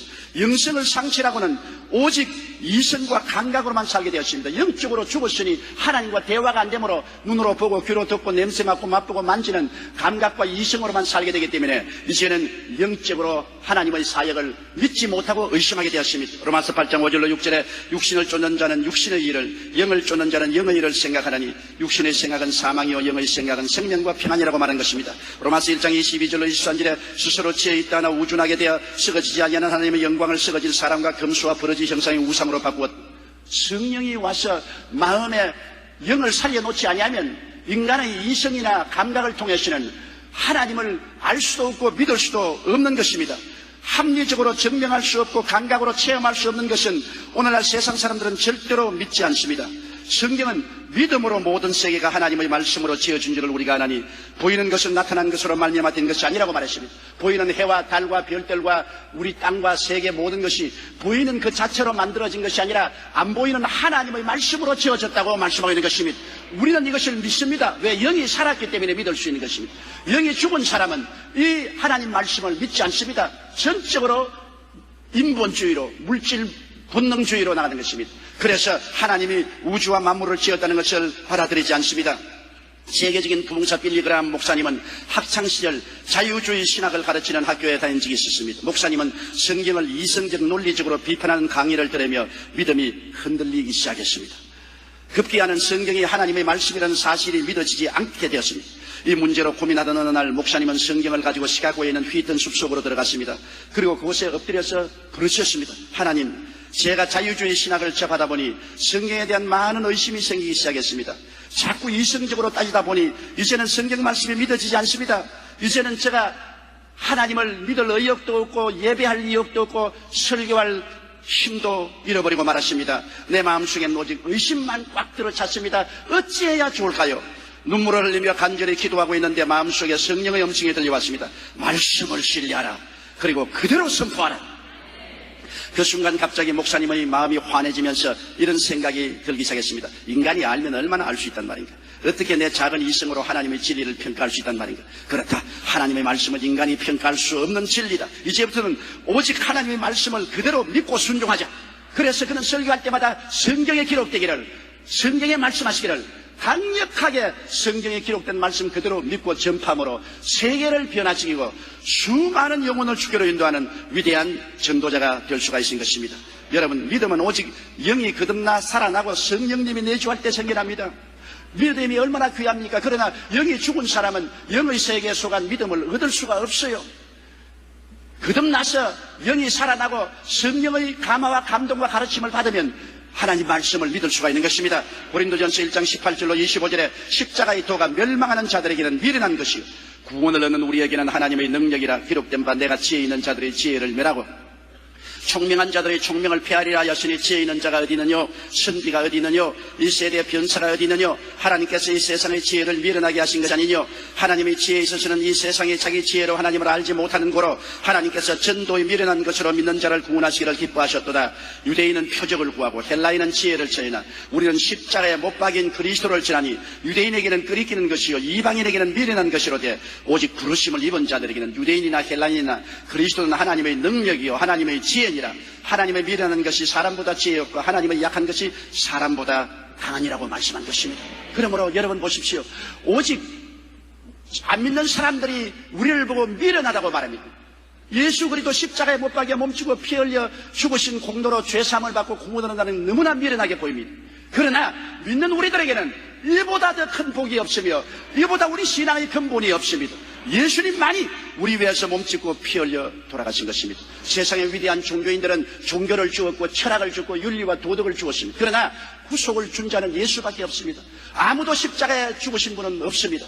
예수님만이 하나님의 아들로 오셔서 우리 위하여 몸짓고 피 흘려 십자가에서 죄를 수하고 죽었다가 부활하셔서 이것을 우리가 믿고 구원을 받는데 이러한 믿음은 아무나 가진 것이 아닙니다. 성령으로 거듭난 사람만이 믿을 수가 있는 것입니다. 성령의 역사가 없으면 이것은 이상하게 들리고 미련하게 보이는 소식에 불과한 것입니다. 그러므로 우리가 예수를 믿고 거듭나서 성령의 감화와 감동을 받는다는 것은 얼마나 중요한지 모릅니다. 우리가 예수 그리스도의 성령을 본받아서 마음속에 믿음을 가졌을지라도 그 믿음에는 끊임없는 전쟁이 따릅니다. 왜? 마귀가 그 믿음을 빼앗으려고 육신의 감각을 통하여 이성을 통하여 환경을 통하여 끝없이 공격해 옵니다. 아브라함 보십시오. 아브라함은 하나님을 믿고 가나안을 향하여 출발했습니다. 그러나 가나안 땅에 도달하니까 큰 가뭄이 와서 해가 쪼이고 모든 물체가 다 타고 우물물이 다 말랐습니다. 짐승들은 굶어 죽고 종들은 다 뿔뿔이 고향으로 도망을 쳤습니다. 아브라함은 자기 아내 사레와 롯과 같이 남았습니다. 하나님이 가나안 땅에 가라고 했으니 그가 믿음으로 가나안 땅에 머물 것이냐, 그렇지 않으면 애굽으로 살러갈 것이냐, 무시무시한 믿음의 전쟁을 치렀습니다. 결국 그는 믿음의 전쟁에 져서 하나님을 믿는 것을 접어놓고 인간의 생각으로 애굽으로 내려갔다가 부인도 뺏기고 많은 치욕을 겪고 회개하고 나중에 돌아온 것을 봅니다. 아브라함이 85살 때도 또 믿음의 전쟁을 치렀습니다. 그가 자식이 없어 후사를 세울 수가 없으니까 하나님께 불을 지어 기도하니까 하나님께 밤중에 그를 데리고 나가서 하늘을 쳐다봐야 별들을 헤아리라고 했습니다. 별들을 헤아리니까 하나님이 내 자손이 저와 같이 많으리라고 말하셨습니다. 아브라함이 믿었습니다. 하나님이 그를 귀하게 먹였습니다. 그러나 그 다음 사라가 꾀했습니다. 여보, 나는 나이 늙어 이제 애를 낳을 수가 없으니 내 여종 하갈하고 동침해서 자손을 얻으시오. 당신도 얼마 있지 않으면 이제 어린애기를 가질 수 없을 터이니 꼭 내 말을 들으시오. 그 아내의 입을 통해서 속삭이는 유혹의 말에 신앙의 싸움에서 아브라함이 졌습니다. 그래서 사레에서 떠나서 하갈에게 들어가서 애를 낳은 것이 이스마엘이요. 오늘날 이스라엘과 아랍과 끝없는 전쟁을 한 것은 본처의 자식과 첩에서 나온 자식 간의 다툼인 것입니다. 그때 아브라함이 믿음의 전쟁에서 이겼더라면 오늘날 비극이 없었을 것입니다. 그러나 아브라함은 크게 회개했습니다. 여러분, 우리 사람이니까 믿음의 전쟁에서 넘어질 수가 있습니다. 넘어진 사람을 손가락질해서는 안 됩니다. 아브라함도 가나안에서 넘어졌고 사라의 유혹에 넘어졌습니다만 회개하고 돌아서게 된 것입니다. 사람이 회개하고 돌아서는 것이 가장 중요한 것입니다. 7번씩 70번씩 넘어지더라도 회개하고 돌아오면 하나님이 다시 용서하고 거두어 주시는 것입니다. 아브라함이 회개하고 다시 돌아오니 하나님께서 거두어주셔서 복을 주어 100살이 되었을 때 90살이 된 자기의 사라에게서 이삭을 낳습니다. 그 다음에는 아브라함은 깨달았습니다. 절대 믿음, 절대 순종. 그래서 그가 100살에 난 아들이 이제는 아주 청년이 되어서 아브라함에게는 너무너무나 눈에 넣어도 아프지 않은 자식이 됐을 때 하나님 말씀이 내 외독자 내 사랑하는 아들을 데리고 모리아산에 올라가서 죽여서 박을 떠서 나에게 태우는 제사로 제물을 드려라. 보통 사람 같으면 믿음의 시련에서 또다시 넘어졌을 것입니다. 하나님 아버지여, 사람을 태우는 제사로 드리면 어떻게 합니까? 내가 대신 짐승을 드리리이다. 그런 말을 했을 것입니다. 그러나 이제는 아브라함은 충분히 경험을 쌓았습니다. 살든지 죽든지 흥하든지 망하든지 서가든지 쇠하든지 그는 하나님을 따르기로 결심을 하고 그 아들을 데리고 모리아산에 가서 묶어서 장작 위에 얹어놓고 잡으려고 했습니다. 그때 하나님 말씀하기를 아브라함아, 내 독자 외아들에게 손대지 마라. 내가 나를 가리켜 명시하느니 내가 이같이 행하여 내 아들 내 독자를 아끼지 아니하였은즉 내가 내게 큰 복을 주겠다고 말씀한 것입니다. 히브리서 11장 11절에 아브라함은 시험을 받을 때 믿음으로 이삭을 드렸다고 말한 것입니다. 우리의 믿음에는 반드시 시험이 다가오는 것입니다. 이 시험에서 넘어지면 큰 곤욕을 치르게 되는 것입니다. 회개하고 돌아서서 또다시 믿음 속에 서면은 그 신앙이 복구될 수 있습니다. 믿음이란 언제나 전쟁을 통합니다. 적은 믿음은 적은 전쟁을, 큰 믿음은 큰 싸움을 통합니다. 마귀가 있는 이상 우리에게 다가와서 도적질하고 죽이고 멸망시키려고 안 할 리가 없습니다. 경성하라 깨어라, 너희 대적 마귀가 우는 사자같이 두루다니며 삼킬 자를 찾나니 너희는 믿음을 굳게 하여 그저를 대적하라고 성경은 말씀하고 있는 것입니다. 그러므로 여러분, 믿음의 싸움이 있는 것을 이상하게 생각하지 마십시오. 믿음의 시험에 넘어졌거들랑 곧장 회개하고 돌아오는 여러분 되시기를 주의 이름으로 축원합니다. 신대륙을 발견한 콜럼버스는 믿음의 사람이었습니다. 그는 항해의 처음부터 마지막까지 그를 반대하는 사람들과 싸워야 했고 함께 동행하던 선원들마저 그를 배신하고 반란을 일으키기 일쑤였습니다. 대사형을 횡단하는 동안 심한 풍랑과 싸우며 죽을 고비를 여러 번 넘겼고 육지를 발견한 후에도 그곳에 사는 원주민들과 싸워야 하는 어려움을 겪었습니다. 그러나 그이는 끈기와 희망을 잃지 않았습니다. 오직 신대륙 발견이라는 그 꿈이 이루어질 것을 믿고 나아갔던 것입니다. 그리고 마침내 신대륙인 아메리카를 발견하게 된 것입니다. 콜럼버스는 1502년 스페인의 페르난다 왕에게 보낸 편지에서 자신의 성공 이유에 대해 다음과 같이 적고 있습니다. 나를 새 땅으로 인도한 것은 수학이나 지도나 다른 어떤 지식이 아니었습니다. 전적으로 이 일을 하나님께서 주신 꿈에 대한 확신과 믿음이었습니다. 하나님이 신대륙을 발견하라고 준 꿈과 하나님이 거짓이 없다는 그것에 대한 믿음이 그로 하여금 신대륙을 발견하겠다는 것입니다. 희망과 긍정적인 사고 앞에서는 각종 어려운 난관도 다 안개와 구름같이 사라져버리고 마는 것입니다. 넷째로 청년이여 강하고 담대하라고 말하고 싶습니다. 청년의 시절에는 물불을 가리지 않은 강하고 담대한 마음이 있습니다. 여러분, 군사로 뽑을 때 청년들을 뽑습니다. 나이 먹은 사람들은 앞길을 너무나 제하기 때문에 전쟁에 나가도 뒤로 도망치려고 하지 앞으로 나가려고 하지 않습니다. 청년의 시대는 강하고 담대하여 목표를 향하여 전진하는 힘이 있고 용기가 있는 것입니다.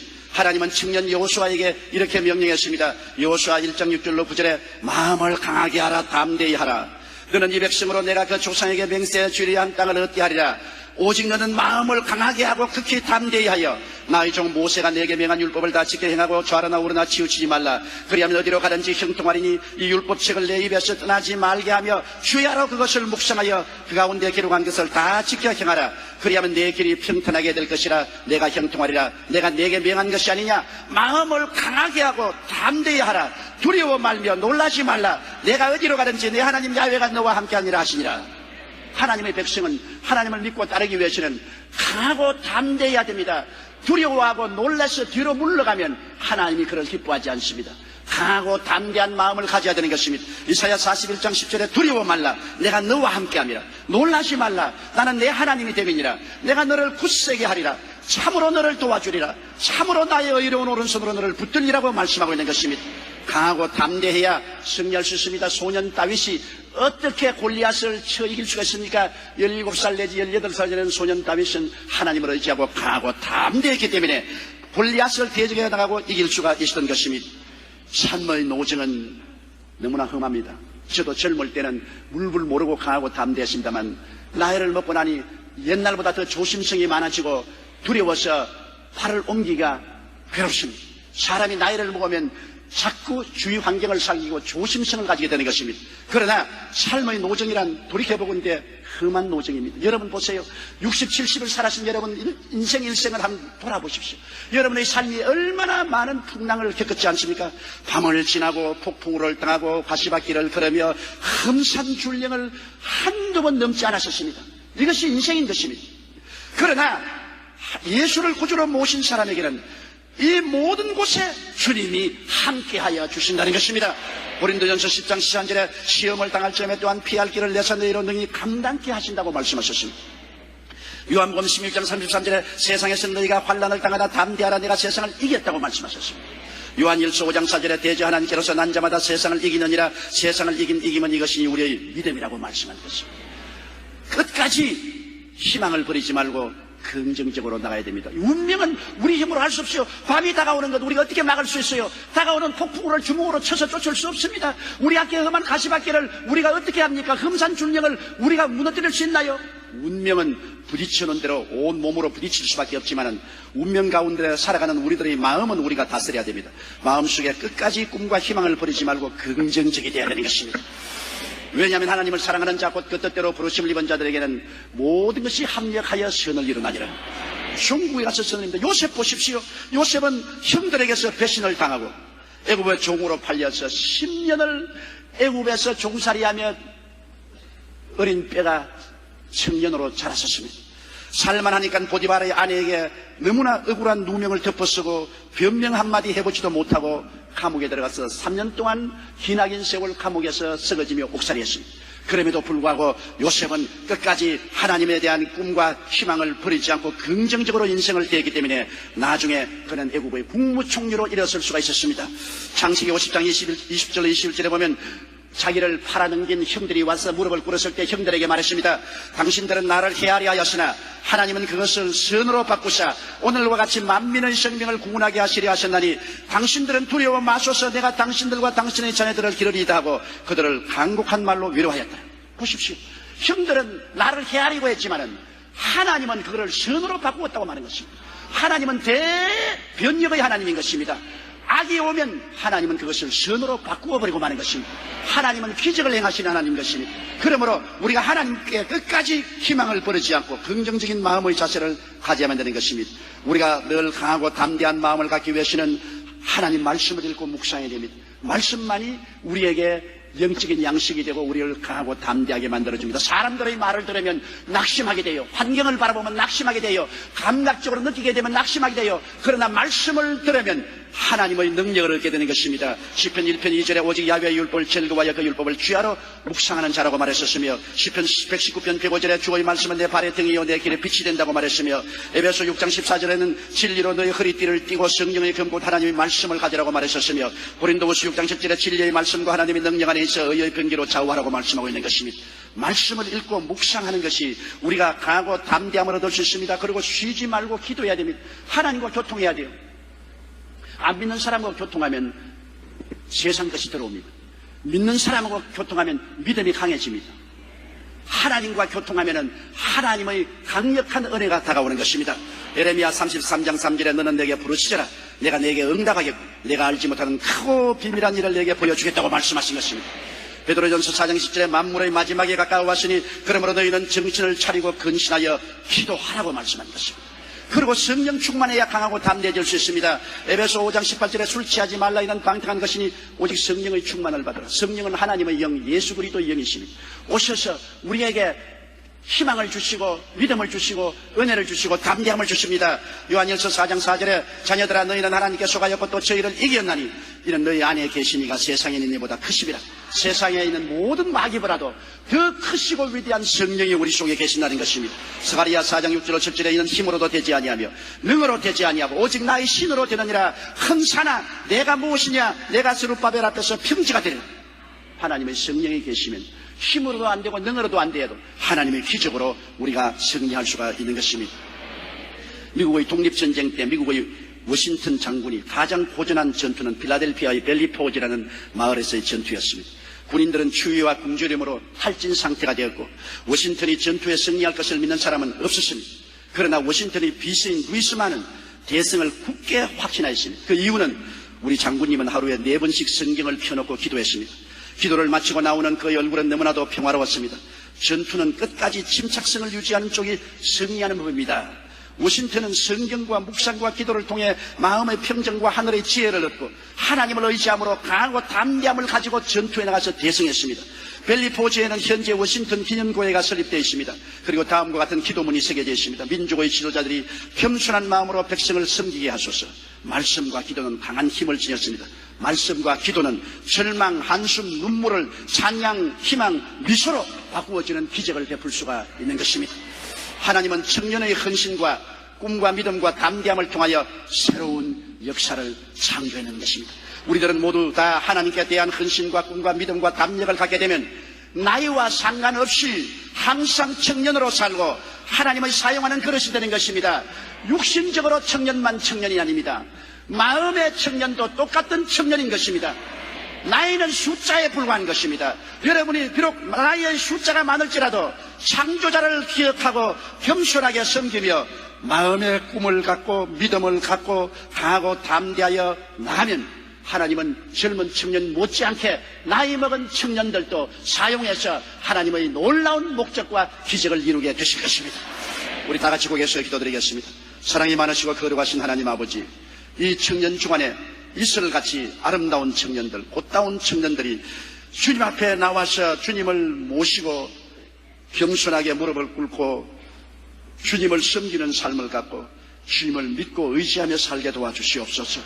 청년들의 마음속에 불타는 내일에 대한 꿈을 품고 삶의 목표와 가치를 가지고 나가게 하옵시고 강하고 담대한 믿음으로 환경을 이기고 나가게 도와주시옵시고 하나님과 동행하여 이 세상을 변화시키고 이 세상에 의와 진리가 넘치는 세상으로 만들게 하여 주시옵소서. 영혼이 잘됨같이 범사에 잘됨에 강건하고 생명을 얻되 넘치게 있는 주의 복음이 편만하게 전파되도록 청년들을 통해서 역사하여 주옵소서. 예수님 이름으로 기도드리옵나이다. 오늘은 예수님이 승천하시고 성령을 보내신 날인 것입니다. 예수님이 성령은 다른 보혜사, 나는 처음 보혜사, 성령은 다른 보혜사, 성령과 나는 똑같은 분이신데 예수님은 처음 보혜사요, 그 다음은 다른 보혜사 성령께서 오셔서 우리를 도와주겠다는 것입니다. 보혜사란 말은 하나님께서로부터 보내심을 받아 항상 우리와 같이 있어서 우리를 도와주시는 일을 말하는 것입니다. 성령은 여러분 떠나지 않고 항상 계신 것입니다. 그 성령께서 오순절날 이날에 강림하셨습니다. 예수님의 제자들은 이 성령의 충만함을 받고 온 천하 만민을 복음으로 이끄는 거대한 사역을 했습니다. 참 저는 예수님의 제자들 이력을 보면 기가 막혀요. 초등학교 나온 사람 한 사람도 없습니다. 전부 다 쟁이들이요. 어부를 불러서 주의 종으로 삼으시고 세리를 불러서 주의 종으로 삼으시고 사회에 외롭고 버림받고 인정받지 못한 사람들을 데려다가 주님께서 3년 반 동안 훈련을 시키시고 마지막 성령을 보내셔서 성령을 받고 난 다음 세계를 움직이는 위대한 주의 종들이 된 것입니다. 여러분에게도 성령이 임하시면 지금 여러분 자신보다 훨씬 위대한 사람이 될 수 있습니다. 저는 오늘 예수님 따라다니면서 많은 훈련을 받은 제자들하고 인터뷰를 좀 해볼까 합니다.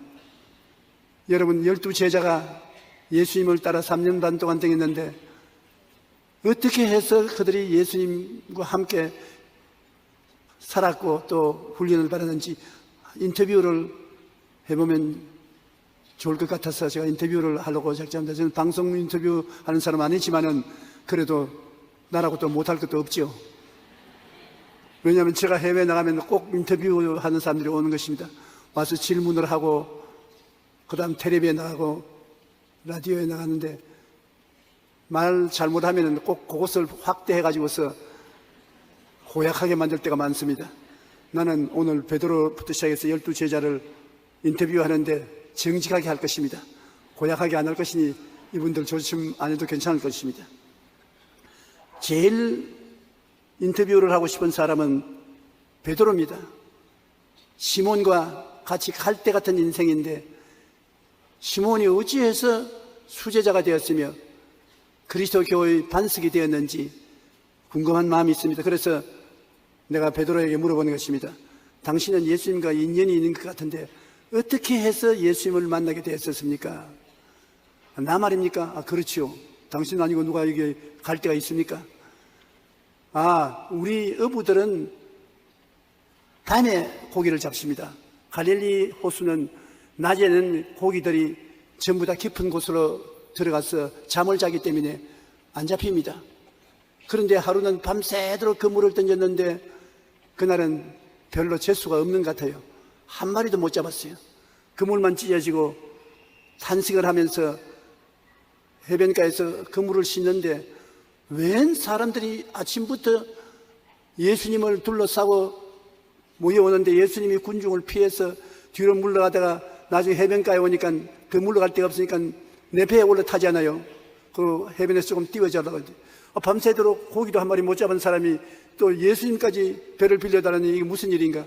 배를 조금 떼주니까 예수님이 거기 앉아서 말씀을 가르치는데 내가 당신이 거기서 뭘 배웠습니까? 배우기는 뭘 배워요? 밤새도록 그물 던지고 피곤해서 예수님 말하는 동안에 잠만 잤습니다. 그러면 어떻게 했나요? 주님이 나를 흔들기에 깜짝 놀라 깨보니까 아직 배 안에 예수님이 계시고 나도 있었습니다.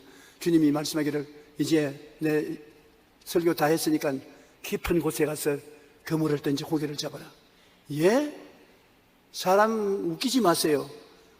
고기잡이는 고기잡이가 아는데 당신 같은 백면 스승이 어떻게 고기 잡는 것을 안단 말이요.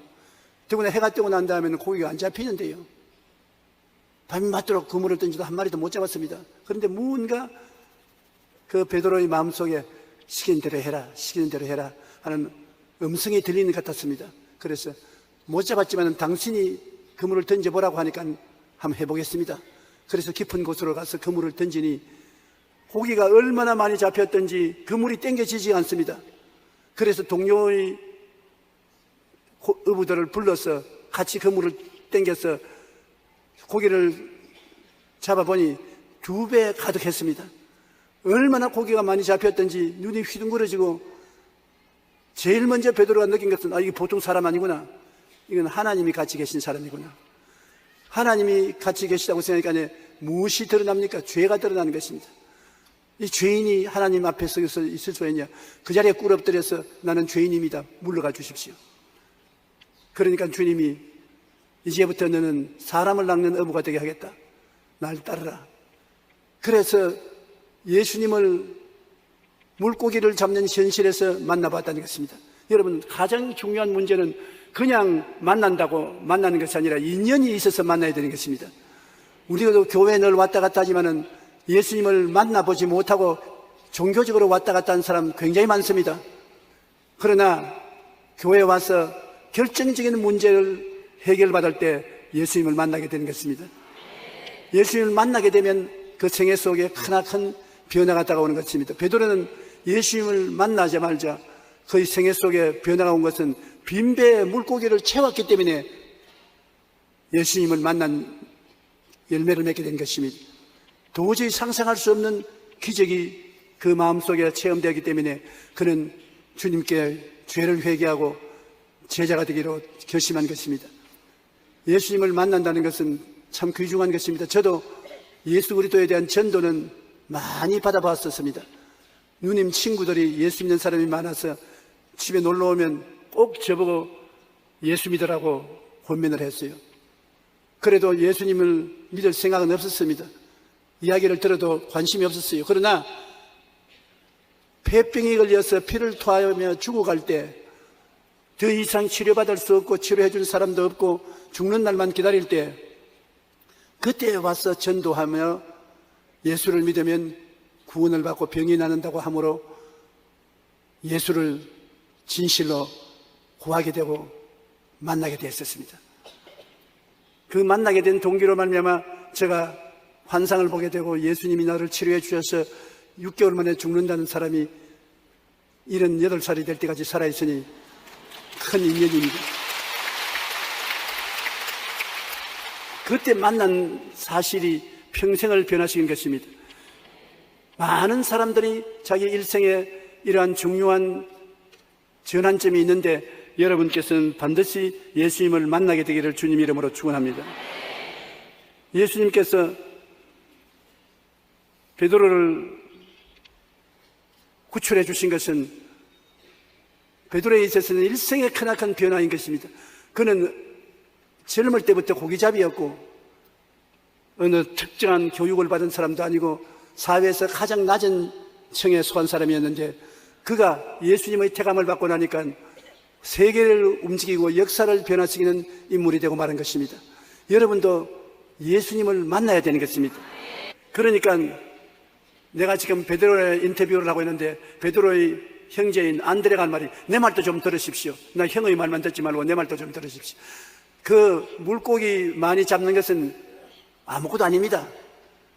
우리가 갈릴리의 산비탈에 갔을 때 해가 유연에 기울어 가는데 예수님이 병자들을 얼마나 고쳤던지 병자는 다 모여서 산비탈로 오는데 잠시 헤아려 봐도 남자만 5,000명, 남자만 옵니까?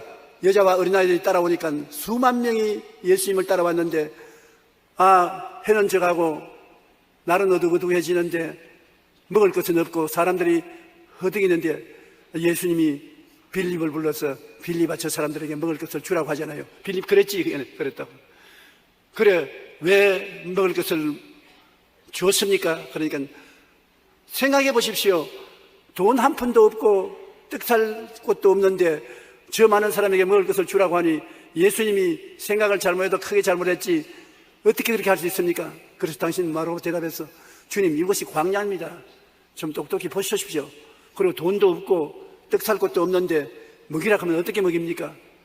그러므로 못 먹인다고 내가 거부했었습니다. 여러분 주님께서 여러분에게 명령할 때는 이성적으로 할 수 있어서 명하는 것이 아닙니다.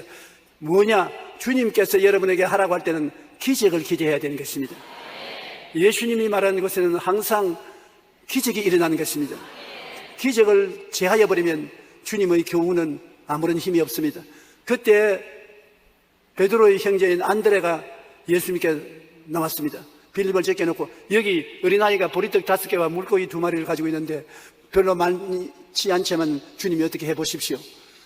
없는 자는 있는 것까지 빼앗는다고 예수님이 뭘 하라고 할 때 없다고 변명하면 있는 것도 빼앗아버립니다. 그런데 없을 때 있다고 나오면 주님이 더 많이 있게 만들어주는 것입니다. 플러스 인생을 살아야지 마이너스 인생을 살면 안 됩니다. 여러분은 모든 일에 절대 긍정을 가져야 되는 것입니다. 안드레가 그걸 가져오니까 예수님께서 그걸 받아서 손에 얹더니만 전부 다 사람을 10사람씩 5사람씩 때를 지어 앉게 하라고 앉자 주님이 떡을 축사하니까 그 다음 제자들이 가지고 죽고 난 다음 보니까 또 생겨있고 죽고 나니까 또 생겨있고 이게 정신이 없습니다. 먹고 나니 또 생기고 먹고 나니 또 생기는 것입니다. 여기에서 우리가 하나 알아야 될 것은 여러분 예수 그리스도를 믿으면 어떠한 경제적인 난관과 어려움이 있어도 주님 뜻대로 살면 또 생겨납니다. 안 생겨나는 것은 그리스도의 신앙이 아닙니다. 예수님은 여러분과 같이 계신 것은 없는 것을 있게 하는 기적을 행하기 위해서 같이 계신 것입니다. 여러분이 지금 대기업을 하든 중소기업을 하든 구멍가게를 하든 어려울 때 여러분이 해야 될 것은 주님이 같이 계신다는 것을 확인하고 어려울 때 주님 영광 위해서 헌신하고 기적을 믿어야 되는 것입니다. 여러분은 언제든지 기적을 바라보고 믿고 기적이 일어난다고 말을 하십시오. 그러면 기적이 일어나는 것입니다. 한번 따라 말씀해주세요. 나는 예수님이 함께 계셔서 문제를 해결하실 것을 믿습니다. 나는 승리합니다. 내 믿은 대로 될지어다. 우리 예수 믿는 사람은 이런 기적을 체험할 수 있는 것입니다. 안드레는 말하기를 우리는 정말로 놀랐습니다. 다 배불리 먹이고 난 다음 사람들이 이제 더 안 먹겠다고 할 때 부스러기를 거두어 보니 12바구니에 가득 찼었습니다. 주님은 부족함이 없게 하는 것이 주님인 것입니다. 야훼는 나의 목자시니 내게 부족함이 없으리로다. 늘 부족함이 있는 것은 하나님의 뜻이 아닌 것입니다. 내가 주고 또 주고 나누고 또 나누어도 내게는 더 넘쳐나는 것입니다. 여러분은 남에게 꾸어줄 줄 알아도 꾸지 않는 사람이 된다는 그 생각을 마음속에 하십시오. 우리에게는 생각을 하고 난 다음에 그 생각이 환경에 나타나게 되는 것입니다. 내 생각이 나는 못한다, 안 된다, 못 산다고 하면은 그런 것을 늘 상상하게 되고 두려워하게 되고 그런 말을 하면 그런 인생이 되고 마는 것입니다. 여러분은 항상 상상 속에 나는 잘 된다, 나는 축복을 받는다, 나는 하나님이 계시기 때문에 문제 없다, 그리고 마음에 담대하게 믿고 그대로 말하면 희한한 일이 생기는 것입니다. 그대로 되는 것입니다. 저는 항상 절대 긍정적인 삶을 살아야 되겠다고 결심을 했기 때문에 아침에 교회 사무실에 나오기 전에 차에 앉으면 하나님, 오늘 나는 예수님 안에서 기쁩니다, 행복합니다, 잘 됩니다, 좋은 일이 생겨납니다, 넘치게 좋은 일이 생겨나서 나눌 수가 있습니다. 꼭 그렇게 말합니다. 그렇게 늘 말하고 사니까 지금까지 좋은 일만 있지 않습니까? 나쁜 일도 가끔 있지만은 좋은 일이 여러분의 생각과 믿음과 입술의 고백을 통해서 여러분 속에서 만들어지는 것입니다. 만들어진 것이 여러분 환경에 나타나는 것입니다. 그렇기 때문에 여러분은 마음속에 항상 좋은 일이 일어날 것을 생각하고 믿고 말하십시오. 왜? 예수님이 계시기 때문인 것입니다. 예수님은 이런 기적을 행하기 위해서 여러분과 같이 계신 것입니다. 여러분에게 아무것도 안 해주고 구경만 하려고 계신 예수님이 아니신 것입니다. 예수님은 오병이어로 5,000명을 모이고 12바구니 남게 함으로 놀라운 인상을 제자들에게 준 것입니다. 제자들에게 주님은 어찌하든지 주님 중심으로 살면 기적이 일어난다는 것을 마음속에 확 믿도록 만들기 위해서 그렇게 하신 것입니다. 그러니까 이제 베드로라는 말이 이것은 아무것도 아닙니다. 예수님이 행하신 것은 세상에 사람이 무리로 걸어오지 않습니까? 우리가 5,000명 모이고 12바구니에 남긴 그 사건 이후에 주님이 우리 보고 배 타고 먼저 가버나움으로 건너가라 해서 예수님 없이 우리는 건너가고 예수님은 군중들을 해산했는데 밤 4경이 되어 바람이 불고 파도가 쳐서 아무리 배를 채워도 배가 앞으로 나가지 않고 고생을 하고 있는데 누가 허연 그림자가 배를 향해서 오르락내리락 하면서 걸어오지 않습니까? 보니 유령이에요. 우리 어부들은 압니다. 밤에 유령이 무리로 걸어오면 반드시 그 배가 파손한다는 것을 알고 있습니다. 그래서 유령인 줄 알고 전부 다 고함을 쳤으니까 주님 말씀하기를 내니 두려워하지 말라 그러죠. 그래서 베드로가 만일 주시어도 나로 무리로 걸어오게 하소서. 주님이 오라. 제자들이 다 말립니다. 야, 이 사람아, 죽으려고 하냐? 안 된다, 올라가지 마라. 그런데 그는 털치고 예수님을 바라보고 무리로 쩌벅 걸어 나갔습니다.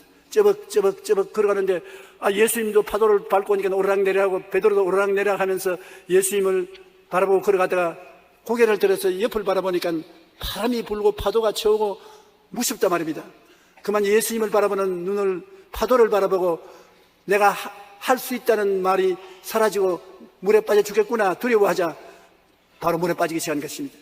주여, 내가 빠져 죽겠으니 살려달라고 하니까 예수님이 손을 내밀어서 그를 붙잡아 이렇게 세워주시고 믿음이 적은 자여 왜 의심하였느냐 그렇게 말을 해서 구출함 받은 그 이야기를 하면서 예수님은 밤중에 무리로 걸어온 나 물에 빠져도 건져주더라.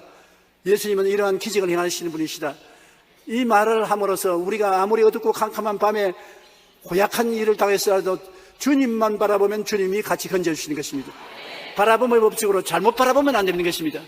잘못 바라보면 오늘날 여러분이 늘 바라보고 가슴에 간직한 것은 이루어지는 것입니다.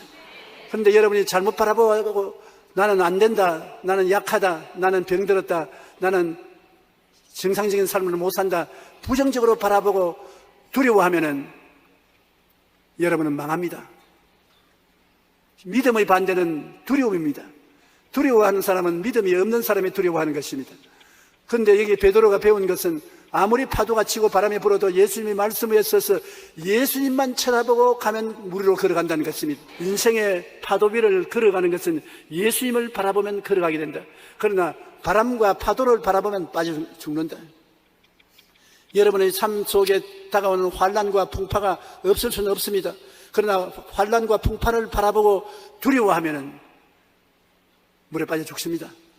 그러나 바람과 파도가 아무리 불어도 예수님만 바라보면, 그리고 믿고 입술로 고백하면 파도 위로 걸어가는 것입니다. 아주 간단한 것입니다. 여러분, 바라보고 믿고 말하자. 따라 말씀했어요. 바라보고 믿고 말하자. 무엇을 바라보느냐? 긍정적인 축복과 믿음을 바라보고 믿고 말하면 축복을 받고, 잘못된 것을 바라보고 두려워하고 부정적으로 말하면 물에 빠집니다. 우리 생활을 여러분 평범하게 살아갈 동안에 이 세 가지를 완전히 마음에 간직을 하십시오. 언제나 무엇을 바라보느냐? 예수님을 바라보고 예수님의 십자가를 바라봐야 되는 것입니다. 십자가의 보혈을 바라보고 죄 용서함 받고 거룩하게 되고 성령 충만하게 되고, 치료와 건강을 바라보고 고침을 받고 건강을 얻게 되고, 축복을 받아 저주에서 해방된 것을 바라보고 믿고 입으로 시인하면 잘 되는 것이고, 아주 간단한 것입니다. 이것을 시행하면은 여러분 인생에 언제나 주님이 같이 계셔서 영혼이 잘 되고 범사에 잘 되며 강건한 하나님의 뜻이 이루어지게 되는 것입니다. 여러분의 인생에 물에 빠지지 말고 물 위로 걸어가시기 바랍니다. 우리 주 예수님께서는 이 땅에 오신 하나님의 아들일 뿐 아니라 예수님 자신이 하나님이라는 것을 제자들에게 보여주기를 원하셨습니다. 그래서 하루는 베드로와 야고보와 요한을 데리고 산 위에 올라가서 그들과 둘러앉아서 기도를 하는데 깜짝 놀랐습니다. 예수님이 번갯불 같은 모습으로 변했습니다. 그리고 흰옷이 번갯불같이 번쩍이고 아주 입이 딱 벌어집니다. 그러면서 그 영광의 빛을 바로 쳐다보지 못하고 깊은 혼수 같은 잠에 빠졌는 것입니다. 여러분, 하나님을 직접 환상 가운데로도 만나면 잠에 떨어져 버리는 것입니다. 눈을 똑똑히 뜨고 볼 정도로 정신이 감당 못해요. 저도 여러분 하나님 환상을 보았는데 진실로 하나님 환상이 마음속에 나타나면 말 같은 내가 정신없이 잠속에 빠져요. 그래서 하나님 환상이 떠나가면 번쩍 잠에서 깨어나게 돼요. 근데 베드로와 야고보와 요한이 예수님이 영광 가운데 나타나는 것을 보고 깊이 잠이 들어서 코를 고르고 있었습니다. 그런데 증시 잠이 좀 깨서 보니까 모세와 엘리야가 나타나서 예수님과 이야기를 하고 있었습니다. 모세는 7년 전에 세상을 떠난 사람이고 엘리야는 500여 년 전에 구름 타고 하늘로 올라간 사람인데, 생각에는 이미 다 죽은 사람인데 예수님 앞에는 살아있었습니다. 그러므로 이것을 보면 사람이 죽는 것이 아니라 이 세상에 살다가 저 세상으로 이사가는 것입니다. 여러분, 이 세상에 살다가 저 세상으로 이사가는 사람이지 여러분이 없어지지 않습니다. 그러므로 하나님께서 말씀하기를 아브라함의 하나님, 이삭의 하나님, 야곱의 하나님은 지금 살아있다고 말씀을 하셨습니다. 그런데 예수님께 모세와 엘리야가 장차 예루살렘에 올라가서 고난당할 것을 말씀드리고 경배하는 것을 보고 야, 참 하나님이시구나. 그래서 베드로가 주님, 이 자리가 좋습니다. 여기에서 초막 셋을 질 때 하나는 주님 위해서, 하나는 모사를 위해서, 하나는 엘리야를 위해서 짓고 막 여기서 사십시다. 그러니까 예수님이 그 말하는 제자들을 바라볼 때 하늘에서 음성이 들리 말하기를 이는 내 사랑하는 아들이니 그 말을 들으라. 예수님이 내려가자. 산 아래는 죄인들이 있고 병든 자가 있고 간질하는 사람이 있고 슬픈 사람 많은데 내가 이들을 위해서 왔으니 이들을 도와줘야 된다고 내려가자 그랬었습니다. 예수님이 그 산에서 그냥 하늘나라로 올라가 버릴 수도 있어요. 하늘나라의 영광을 보여주면서 예수님은 육신을 쓰고 온 하나님 아들이지만은 하나님이라는 것을 베드로와 야고보와 요한에게 보여주셨는데, 그 하나님이 이 땅에 온 것은 병들고 가난하고 마귀에 잡혀있고 간질하고 고통당하는 사람을 도와주기 위해서 오셨다고 말씀한 것입니다. 예수님은 어제나 오늘이나 영원토록 동일하신데 그 예수님이 이 자리에 계신 것은 우리들을 돕기 위해서 오신 것입니다. 우리가 주님의 도움이 필요 없으면 예수님을 만나려고 하지 않아요. 예수님께 도움을 청할 수 있는 사람은 주님의 도움을 받음으로 변화가 되는 것입니다. 죄인은 용서해주는 예수님이 계셔요. 허물이 많은 사람은 씻어주는 예수님이 계셔요. 병든 사람은 고쳐주는 예수님이 계셔요. 저주받고 가난하고 헐벗은 사람은 그것에서 건져주는 예수님이 계셔요. 죽는 사람은 천국을 이끌어주시는 예수님이 계셔요. 예수님은 여러분 우리에게 해방과 자유를 주기 위해서 오신 것입니다. 마귀에게서 해방을 얻고 죄에서 자유를, 허물에서 자유를, 질병에서 자유를, 죽음에서 자유를, 가난에서 자유를, 고통에서 자유를 주기 위해서 오신 것입니다. 예수님은 그러므로 언제나 우리에게 해방해 주는 주님, 우리에게 자유를 주시는 주님이어서 주 안에 들어가면 영혼이 잘됨같이 범사에 잘됨에 강건한 역사가 일어나게 되어 있는 것입니다. 예수님은 십자가를 통하여 몸짓고 피 흘려서 마귀에게 팔린 우리를 해방시켜 주었습니다. 그리고 예수님은 부활하신 능력으로 우리에게 자유를 주시는 것입니다. 지금도 무엇에 묶여 있습니까? 여러분, 병에 묶여서 자유가 없습니까? 거기서 해방되어 나오십시오. 가난의 묶음에서 자유가 없으면 그것을 털고 나오십시오. 성경에는 예수 그리스도께서 우리에게 자유를 주려고 자유를 주셨은즉 그러므로 믿음의 굳세게 서서 다시는 종의멍에를 매지 마라. 여러분이 자유와 해방을 얻은 모습을 마음속에 간직하고 그것을 믿고 입으로 시인하면 자유가 여러분에게 주어진 것입니다. 마귀는 이미 패배한 원수로서 우리가 알고 나가는데 마귀는 우리를 이길 수가 없는 것입니다. 마귀는 우리가 모를 때 속이고 우리를 점령하지, 이제 성경을 읽고 깨달아 알고서 마귀를 대적하면 마귀는 여러분을 더 고통 줄 수 없는 것입니다. 우리 주님께서 우리 사람들 가운데서 하나님이라는 것을 가장 명백하게 보여준 사건은 마리아와 마르다의 오라버니 나사로의 죽음에서 건져주신 것입니다. 예수께서 마르다와 그 동생 나사로를 사랑하셨습니다. 그들이 갈릴리 지방에 있을 때 유다의 땅에 있는 이 나사로가 병들어서 죽게 되어서 그 여동생들이 예수님이 계신 곳에서 사람을 보내어서 오라버니가 죽게 되었으니 빨리 와달라고 했는데 예수님은 이틀을 더 기다렸습니다. 죽어서 나흘이 될 때를 기다린 것입니다. 왜냐하면 철저히 죽은 사람을 살려야 살리는 능력을 가진 하나님의 아들이라는 것을 증명하기 때문인 것입니다. 그러므로 주님께서 제자들과 나흘 후에 오니까 그 여자들이 눈물을 흘리면서 예수님 이 자리에 계셨으면 우리 오라버니가 죽지 않았겠나이다, 간절한 마음으로 눈물을 흘렸었습니다. 그때 예수님께서 하신 말씀이 너 오라버니가 산다. 예, 부활의 날에 다시 살 줄 믿습니다. 지금 내가 부활이다. 지금 내가 부활이요 생명이니 나를 믿는 자는 살겠고 영생을 얻을 것이라고. 그래도 그 누이들이 믿을 도리가 없습니다. 예수님은 그 여자들에게 자기는 부활이요 생명으로 지금 나를 믿으면 지금 살고 죽어도 산다는 말을 하는데 그것을 어떻게 믿을 수가 있는 것입니까? 예수님은 여러분 보고 말씀합니다. 너 나를 믿느냐? 믿으면 아멘 하십시오. 그러면 너희가 죽지 않고 영원히 살리라. 아멘 하는 좋지요. 예수님은 그 아멘 대답을 듣기를 원하는 것입니다. 그래서 여자들 데리고 나사로의 무덤가에 가서 무덤 문을 열어놓아라. 너 오라버니가 산다. 아니요, 죽은 지 나흘이 돼서 냄새가 납니다.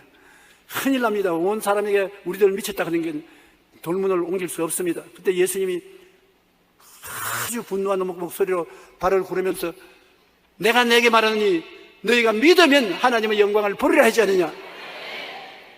믿어서 돌문을 옮겨 놓아라.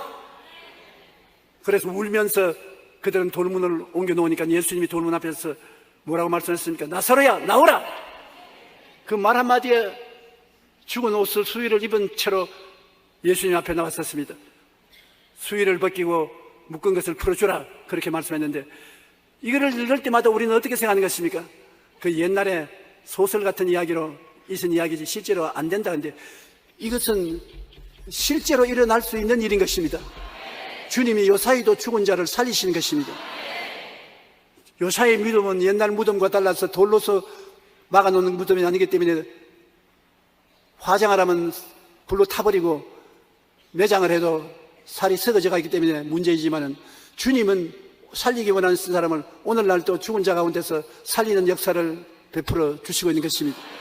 저는 요사이 책을 하나 읽고 있는데 나는 천국을 보았다는 미국의 유명한 정신과 병원 의사인 것입니다. 뇌 전문적인 의사인데 자기가 뇌병이 걸려가지고서 죽어서 7일 동안 저 세상에 갔다 왔는데 그 사람의 책을 읽어보면은 자기가 뇌과학자이기 때문에 뇌가 죽으면 인격은 사라진다고 생각했는데 분명히 자기는 뇌병이 들어서 죽었는데 죽고 난 다음에 사라진 줄 알았는데 자기가 뇌를 떠나서 독립으로 존재하면서 천국을 볼 수 있었다는 내용을 설명하는데 상당히 확신할 수 있는 정보를 많이 제공해 주었어요. 그거 하는 말이 내가 뇌 전문가 아니냐? 뇌에 대한 일은 나만치 아는 사람도 많지 않은데 뇌 전문가인 내가 죽었는데 뇌가 없이 떠나가지고서 하늘나라에 올라가서 천국을 보았는데 도저히 상상을 할 수 없는 아름다운 처지에 있는 천국을 보았다는 이야기를 하는 것을 보았었습니다. 주님께서는 나사로를 죽은 자 가운데서 살리신 것으로 예수님은 어제나 오늘이나 영원토록 동일하시며 우리 사람들이 이 땅에서 죽어서도 저곳에서 살고 있다는 것을 확정해 주시는 것입니다. 그 다음 주님은 베드로를 통해서 우리에게 간증해 주는 게 또 있습니다. 저들이 주님과 함께 갈릴리 호숫가에 와서 주님이 우리 저 바다 건너편으로 가자. 그래 함께 배를 타고 바다를 건너갑니다. 다 어부였기 때문에 물놀이를 잘하지요. 배를 잘 운전할 줄 압니다. 그래 자기들 모여서 서로 이야기하고 있는데 예수님은 배 구석에 가서 팔을 베고 주무십니다. 근데 점점 파도가 거세게 일어난단 말입니다. 나중에는 아주 파도가 세어서 물이 배에 가득하게 되면 그대로 있다는 빠져 죽겠단 말입니다. 그러나 예수님은 그래도 주무시고 계셔요. 왜냐하면 예수님은 그 배가 절대로 안 가라앉는다는 것을 알기 때문에 평안하니 주무시는 것입니다. 그런데 제자들은 그런 믿음이 없기 때문에 불안하고 공포에 떨었었습니다. 주무시는 예수님을 깨워서 일으키니까 예수님이 일어나서 바람과 파도를 꾸짖으시니 잠잠해지고 마는 것입니다. 그래서 주님께서 말씀하기를 내 믿음을 어디다 두었느냐. 믿으면 이러한 것이 오면 기도하고 꾸짖어야지 당황하면 안 된다는 것입니다. 주님께서는 여러분과 나와 같이 계셔서 바람이 불고 파도가 일어 우리의 삶이 뒤엎어지려고 할 때는 주님께 기도하고 구해야 된다는 것입니다. 주님이 바람과 파도를 잠잠케 해주시는 것입니다. 여러분 인생에 도저히 인간의 힘으로 감당할 수 없는 바람과 파도가 불어올 때 어떻게 하겠습니까? 포기하고 낙심할 것입니까? 주님께 부르실 것입니까? 예수 그리스도는 오늘날 또 여러분께 와 있어서 해방과 자유를 주시는 것입니다. 예수님이 하시는 일은 해방과 자유인 것입니다. 십자가에 못 박여 죽을 때 마귀에게서 여러분을 해방시키기 위해서 피를 다 쏟고 살을 찌은 것입니다. 예수님이 부활하셔서는 우리를 자유케 하는 것입니다. 죄에서 자유를, 허물에서 자유를, 질병에서 자유를, 저주에서 자유를, 죽음에서 자유를 주는 것입니다. 따라 말씀했어요. 예수님께서 내게 계시면 나는 해방과 자유를 누린다. 당연한 일인 것입니다. 예수님은 바로 해방과 자유인 것입니다. 예수님은 성령을 통해서 우리에게 꿈과 환상을 주시고 예수님은 교회를 통해서 해방과 자유를 주시는 것입니다. 교회가 그냥 건물만 지어놓은 것이 교회가 아닌 것입니다. 여러분 같이 두세 사람 이상 모인 곳에는 예수님이 함께 계신 것입니다. 교회는 예수님의 몸과 같습니다. 예수님의 몸된 교회에 나오면 여러분이 각오해야 될 것이 있습니다. 반드시 해방이 되어야 되는 것입니다. 마귀에게서 해방이 되어야 되는 것입니다. 그리고 반드시 자유를 얻습니다. 그것을 위해서 예수님이 교회를 세우신 것입니다. 그러므로 예수 믿는 사람이 그냥 종교적인 목적으로 왔다 갔다 해서는 안 되는 것입니다. 여러분은 매일같이 예수님 안에서 해방을 얻고 자유를 얻고 꿈과 환상을 가지고 영혼이 잘됨같이 범사에 잘됨에 강건한 사람으로서의 삶을 살아가게 되는 것입니다. 그러므로 우리의 풍랑도 예수님은 잠잠케 하는 기적을 허락해 주는 것입니다. 왜 그러면 이와 같은 많은 기적들을 제자들에게 주님께서 보여주신가? 그 이유가 있습니다. 기독교는 기적의 종교라는 것을 알게 하기 위한 것입니다. 예수 믿는다는 것은 반드시 우리의 삶 속에 기적이 따른다는 것을 믿으라는 것입니다. 기적이 없는 기독교는 기독교가 아닌 것입니다. 기적이 없는 신앙은 신앙이 아닙니다. 베드로는 마지막 간증에서 자기들이 예수님을 다 버리고 도망친 이야기부터 했었습니다. 예수님이 잡혀서 사형 선고를 받고 끌려가기 전에 예수님께서 베드로를 쳐다보니 베드로가 예수님 보고서 밖에 나가 통곡하고 울었습니다. 왜냐하면 예수님을 모른다고 3번 부인한 것입니다. 첫 번째도 예수님을 모른다, 두 번째도 예수님을 모른다, 세 번째는 맹세하고 저주하여 가로되 나는 그 사람 모른다 했었습니다. 베드로가 발견한 것은 예수님을 안 믿을 수는 없으되 목숨을 내놓을 만큼 사랑은 할 수 없다는 것입니다. 그럴 힘이 안 생긴다는 것입니다. 여러분 우리도 그럴 때 있지 않습니까? 예수님을 안 믿을 수는 없어 믿기는 하지만은 그러나 예수님을 위해서 목숨을 바치려 하면 그렇게 할 힘이 모자란다는 것입니다.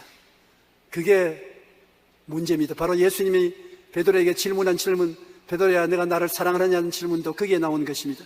여러분 예수님을 안 믿을 수는 없지요. 예수님을 구주로 믿지요? 그런데 예수님이 네 목숨을 나를 위해서 내놓으라면 할 마음은 있지만은 힘이 있습니까? 없습니까? 힘이 없죠. 예수님이 그것조차도 다 이해하시는 것입니다. 예수님이 죽었다가 부활하셔서 40일 동안 여기에 번쩍 저기에 번쩍하면서 나타나셨을 때 제자들은 어디에서 예수님이 나타날지 모르기 때문에 우리 고향으로 내려가자. 고기 잡이는 천상 고기나 먹고 살아야지 않겠냐. 베드로가 나는 물고기 잡으러 간다. 바다로 자기 배에 먼지를 틀고 나가니까 다른 제자들도 다 같이 우리도 하고 다 따라 나갔었습니다. 밤새도록 그날 또 물고기를 잡으려 해도 못 잡았어요. 근데 예수님이 해변가에 서서 부활하신 예수님이 얘들아 무엇이 좀 있느냐? 아무것도 없습니다. 배 오른편에 건물을 던져봐라. 오른편에 던지니까 물고기가 많이 잡혔거든. 제자들이 이구동성으로 예수님이시다, 주님이시다. 그러니까 베드로는 옷도 걸치지 않은 채 그냥 물속에 뛰어들어가서 예수님께 나오니까 예수님이 숯불을 피워놓고 물고기를 구워놓고 기다리십니다. 그래서 다 배불리 먹고 난 다음에 예수님께서 제자들의 대표인 베드로를 정면으로 보시고 난 다음 베드로야, 내가 나를 사랑하느냐? 그때 사랑이라는 말이 예수님이 아가페라는 말을 썼습니다. 헬라어에서는 사랑이라는 글자가 2개 있는데 아가페는 목숨을 바쳐 사랑하는 것을 말하는 것입니다. 그러면 그저 친구로 사랑하는 것은 필레오라고 합니다. 필레오. 한번 따라 말씀해서 아가페. 이것은 목숨을 바쳐서 사랑하는 것이고 그냥 친구로 사랑하는 것은 필레오. 그 예수님께서 베드로를 쳐다보시고 베드로야, 네가 나를 아가페 하느냐? 목숨을 바쳐 사랑하느냐? 베드로가 눈을 밑으로 깔고 고개를 흔들면서 나는 주님을 필레오합니다. 친구로 사랑합니다. 그래, 내 양무리를 쳐라. 잠시 후에 예수님이 또 베드로야, 너 나를 아가페 하느냐? 주님, 나는 주님을 필레오합니다. 친구로 사랑합니다. 잠시 있다가 예수님께서 베드로야, 너 나를 필레오 하느냐? 친구로 진짜 사랑하느냐? 간이 털썩 내려앉았습니다. 왜냐하면 전에 예수님을 아가페 한다고 3번이나 말하고 난 다음 부인했는데 주님이 이제 또 필레오 하느냐 묻는데 언제 또 주님을 버릴지 알지 못하기 때문에 주님이시여, 주님이 알지 않습니까? 나는 나 몰라요. 내가 전번에도 주님은 희생적으로 사랑한다고 아가페 한다고 말을 했으나 3번이나 부인한 전적이 있는데 주님이 자꾸 나를 아가페 하니까 나는 친구로서 사랑한다고 2번 말했는데 3번째 아가페라고 하냐고 묻는데 내가 나를 모르겠어요. 지금 친구로 사랑한다고 했다가 언제 또 모른다고 뒤로 잡아졌지 내가 어떻게 알아요? 주님만이 아십니다. 주님이 고개를 끄덕이면서 그래, 내 양무리를 쳐라. 이것은 베드로만 보고 말씀하는 것이 아니라 우리를 보고 말씀하는 것입니다. 너희 나를 목숨을 바치고 사랑하느냐? 친구로서 사랑합니다. 주일날 안 지킬만 하면 안 지키기도 하고 거짓말 안 해야 될 때 필요하면 거짓말도 좀 하고 세상살이 해나가는 데 있어서 아가페를 못하고 친구로 사랑합니다. 이런 것이 우리의 심정인 것입니다. 주님께서는 여러분과 내가 거짓말 안 하는 것을 알고 있는 것입니다. 참으로 주님을 신적인 사랑으로 사랑하지 못하고 친구로서 사랑하는데 친구로서 사랑한다고 주님이 버리시는 거 아닙니다. 주님께서 우리를 인정해 주시고 우리를 사랑해 주시는데 아가페로 사랑할 수 있도록 만들어 주기 위해서 그렇게 하신 것입니다. 베드로에게 나중에는 네가 나를 필레오 하느냐 친구로서 사랑하느냐 그건 나는 이제 대답 못합니다. 주님이 아시지요. 그때 주님께서 제자들에게 말씀한 것은 너희는 예루살렘을 떠나지 말고 아버지의 약속한 것은 기다리라. 요한은 물로 세례를 주었으나 너희는 성령으로 세례를 받으리라. 너희 성령이 너희에게 임하시면 너희가 권능을 얻고 예루살렘과 온 유대와 사마리아와 땅끝까지 이르러 내 정의의 제리라고 말씀하신 것입니다. 여러분이 주님을 목숨을 바쳐 사랑할 수 있게 되는 것은 성령이 임해야만 된다는 것입니다. 나의 힘으로 나의 능으로 되지 않고 성령이 임하시면 성령의 권능으로 내가 마음에 성령께 잡혀서 주님을 사랑할 수 있게 만든다는 것입니다.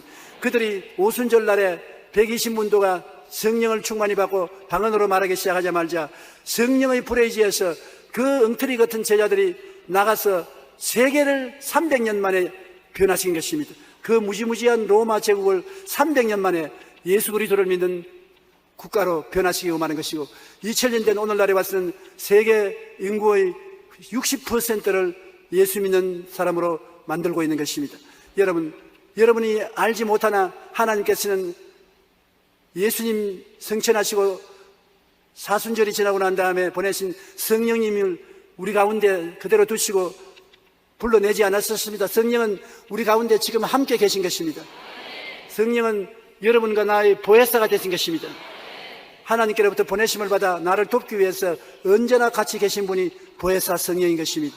성령은 바람과 같고 안개와 같이 우리와 같이 계신데 눈으로는 안 보이나 여러분이 성령을 인격적으로 인정하고 환영하고 모시드리고 의지하면 우리 가운데 와서 역사하시는 것입니다. 성령은 우리에게 깨닫게 해주시는 것입니다. 진리를 깨달아 알게 해주시고 진리 위에 설 수 있도록 은혜와 사랑과 능력을 주시는 것입니다. 오늘 우리가 성령이 아니면은 절대로 목숨을 바쳐 아가페하는 사랑을 가질 수가 없습니다. 성령이 오시면 목숨을 바쳐 아가페하는 사랑을 가질 수가 있게 되는 것입니다. 오늘 성령이 우리 여의도 순복음교회 이 자리에 와 계신 것입니다. 여러분에게 충만히 채워지시기를 원하시는 것입니다. 성령은 여러분을 통해서 가난한 사람들은 모두 다 그리스도를 통하여 복을 받기를 원하시는 것입니다. 마음이 가난한 자는 평화의 복을, 영적으로 가난한 자는 성령 충만으로, 물질적으로 가난한 사람은 부여로 변화시키는 기적을 베풀기를 원하시는 것입니다. 성령은 여러분에게 어떠한 포로가 되어 있어도 해방을 얻기를 원하시고 있는 것입니다. 자유와 해방을 얻기를 원하시는 것입니다. 그리고 영안을 열어주셔서 하늘나라 영광을 깨달아 알 수 있게 되기를 원하고 있는 것입니다. 또한 마귀가 여러분 몰래 억압해서 여러분을 회방하고 여러분을 억압하고 우울하게 만들고 절망적으로 소망을 잃게 만드는 것을 여러분을 건져내시기를 원하시는 것입니다. 그리고 주님의 은총이 값없이 선물로 주신다는 것을 깨달아 알기를 원하는 것입니다. 우리의 힘과 능력으로 구원받는 것이 아니라 오직 믿음으로 말미암아 영원한 생명과 구원을 얻는다는 것을 깨달아 주기를 원하시는 것입니다. 성령이 오셔서 하늘나라의 영광을 여러분에게 채워주시기를 원하시는 것입니다. 이러므로 여러분은 하나님의 성령이 여러분과 같이 계신 것을 믿으십시오. 베드로와 야고보와 요한 같은 어부에게도 같이 계셔서 성령이 저들을 위대한 일꾼으로 만드신 것처럼 여러분 성령이 같이 계시면 성령이 여러분을 다른 사람으로 만들어주는 것입니다. 예수 믿는다는 것이 마귀에서 해방되고 억압에서 자유를 얻는 것이 여러분의 특권인 것입니다. 여러분은 그 특권을 받은 사람인 것입니다. 오늘 모두 다 예수 그리스도의 은혜 가운데서 영혼이 잘되고 범사에 잘되며 강건하고 생명을 얻되 넘치게 얻을 꿈을 꾸십시오. 마음에 그것을 바라보십시오. 그리고 믿으십시오. 그리고 나는 전인 구원을 받은 사람이라고 입으로 시인하십시오. 그러면 어찌할 수 없이 하나님의 능력이 여러분과 같이 계셔서 내일은 오늘보다, 다음 달은 금번달보다, 명년은 금년보다 나아진 삶을 살게 되는 것입니다. 바로 하나님께서 예수님을 땅에 보내셔서 제자들을 불러 모으시고 이 많은 기적을 보여준 것은 우리 예수 믿는 사람들은 보통이 아닌 하나님의 기적으로 삶이 변화될 수 있다는 것을 알려주기 위해서 그렇게 하신 것입니다. 우리는 그리스도를 믿음으로 말미암아 보통 사람이 아닌 기적을 약속받은 사람들인 것입니다. 기적이 일어납니다. 기도를 우리가 알고 꿈꾸고 믿고 고백하면 기적이 일어납니다. 그리고 그 기적 속에서 여러분이 승리하게 되면은 그때는 더 큰 믿음을 얻게 되고 더 큰 영광을 하나님께 돌리게 되는 것입니다. 바로 이를 위해서 하나님께서 말씀을 주셨습니다. 이 말씀은 바로 하나님이 우리가 그것을 누릴 수 있다는 것을 보증해 주는 약속의 말씀이요, 그렇기 때문에 성령을 주신 것입니다. 성령의 약속의 말씀으로 여러분이 꿈꾸고 믿고 입술로 고백하고 나가게 만들어 주기를 원하시고 있는 것입니다. 오늘부터 시작해서 여러분 절대로 과거를 돌아보고 낙심하지 마십시오. 부정적인 것을 바라보고 탄식하지 마십시오. 예수님 안에서 절대 긍정이 되어야 되는 것입니다. 예수님 안에서 여러분은 완전히 해방되었습니다. 완전히 자유를 얻은 사람이 된 것입니다. 또 여러분을 통해서 마귀는 쫓겨나가고 억압은 사라질 수 있습니다. 빌립 집사가 사마리아에 가서 복음을 전하니 많은 사람에게 붙었던 귀신이 소리치며 나가고 절름발이와 안진뱅이가 나으니 그 성의 기쁨이 충만하더라는 것입니다. 여러분은 평신도라도 하나님의 나라를 마음속에 모시고 있기 때문에 자유와 해방을 전할 수가 있는 것입니다. 그리스도는 자유와 해방인 것입니다. 여러분은 평신도지만 이 자유와 해방을 전달해 주십시오. 예수 이름으로 행하면 성령께서 기적을 베풀어 주시는 것입니다. 우리 다 같이 주님의 영광을 위해서 주님 오시기 전에 큰 뜻을 이룰 수 있도록 축복해 주시기를 예수 이름으로 축복합니다. 우리 한번 기도하겠습니다. 사랑하신 주님이시여, 주 예수 그리스도께서 이 땅에 오셨을 때 제자들 데리시고 3년 반 동안에 수많은 기적을 보여주셨습니다. 수많은 기적을 보여주셔서 우리도 주님과 같이 꿈꾸고 믿고 말하면 그것이 이루어진다는 것을 우리에게 보여주셨습니다. 아버지 하나님, 오늘 여의도 순복음교회 성도 여러분은 이 오순절 날에 성령 충만하여 사람 힘으로 살지 않고 성령의 능력으로 산다는 것을 알게 도와주시옵소서. 우리 혼자 사는 것이 아니라 항상 그리스도의 역사가 우리와 함께 따른다는 것을 알게 도와주시옵소서. 성령 보혜사여, 지금 이 시간에 우리에게 충만히 임하시옵소서. 넘치게 임하시옵소서. 우리와 함께 하시옵소서. 예수님 이름으로 기도하옵나이다.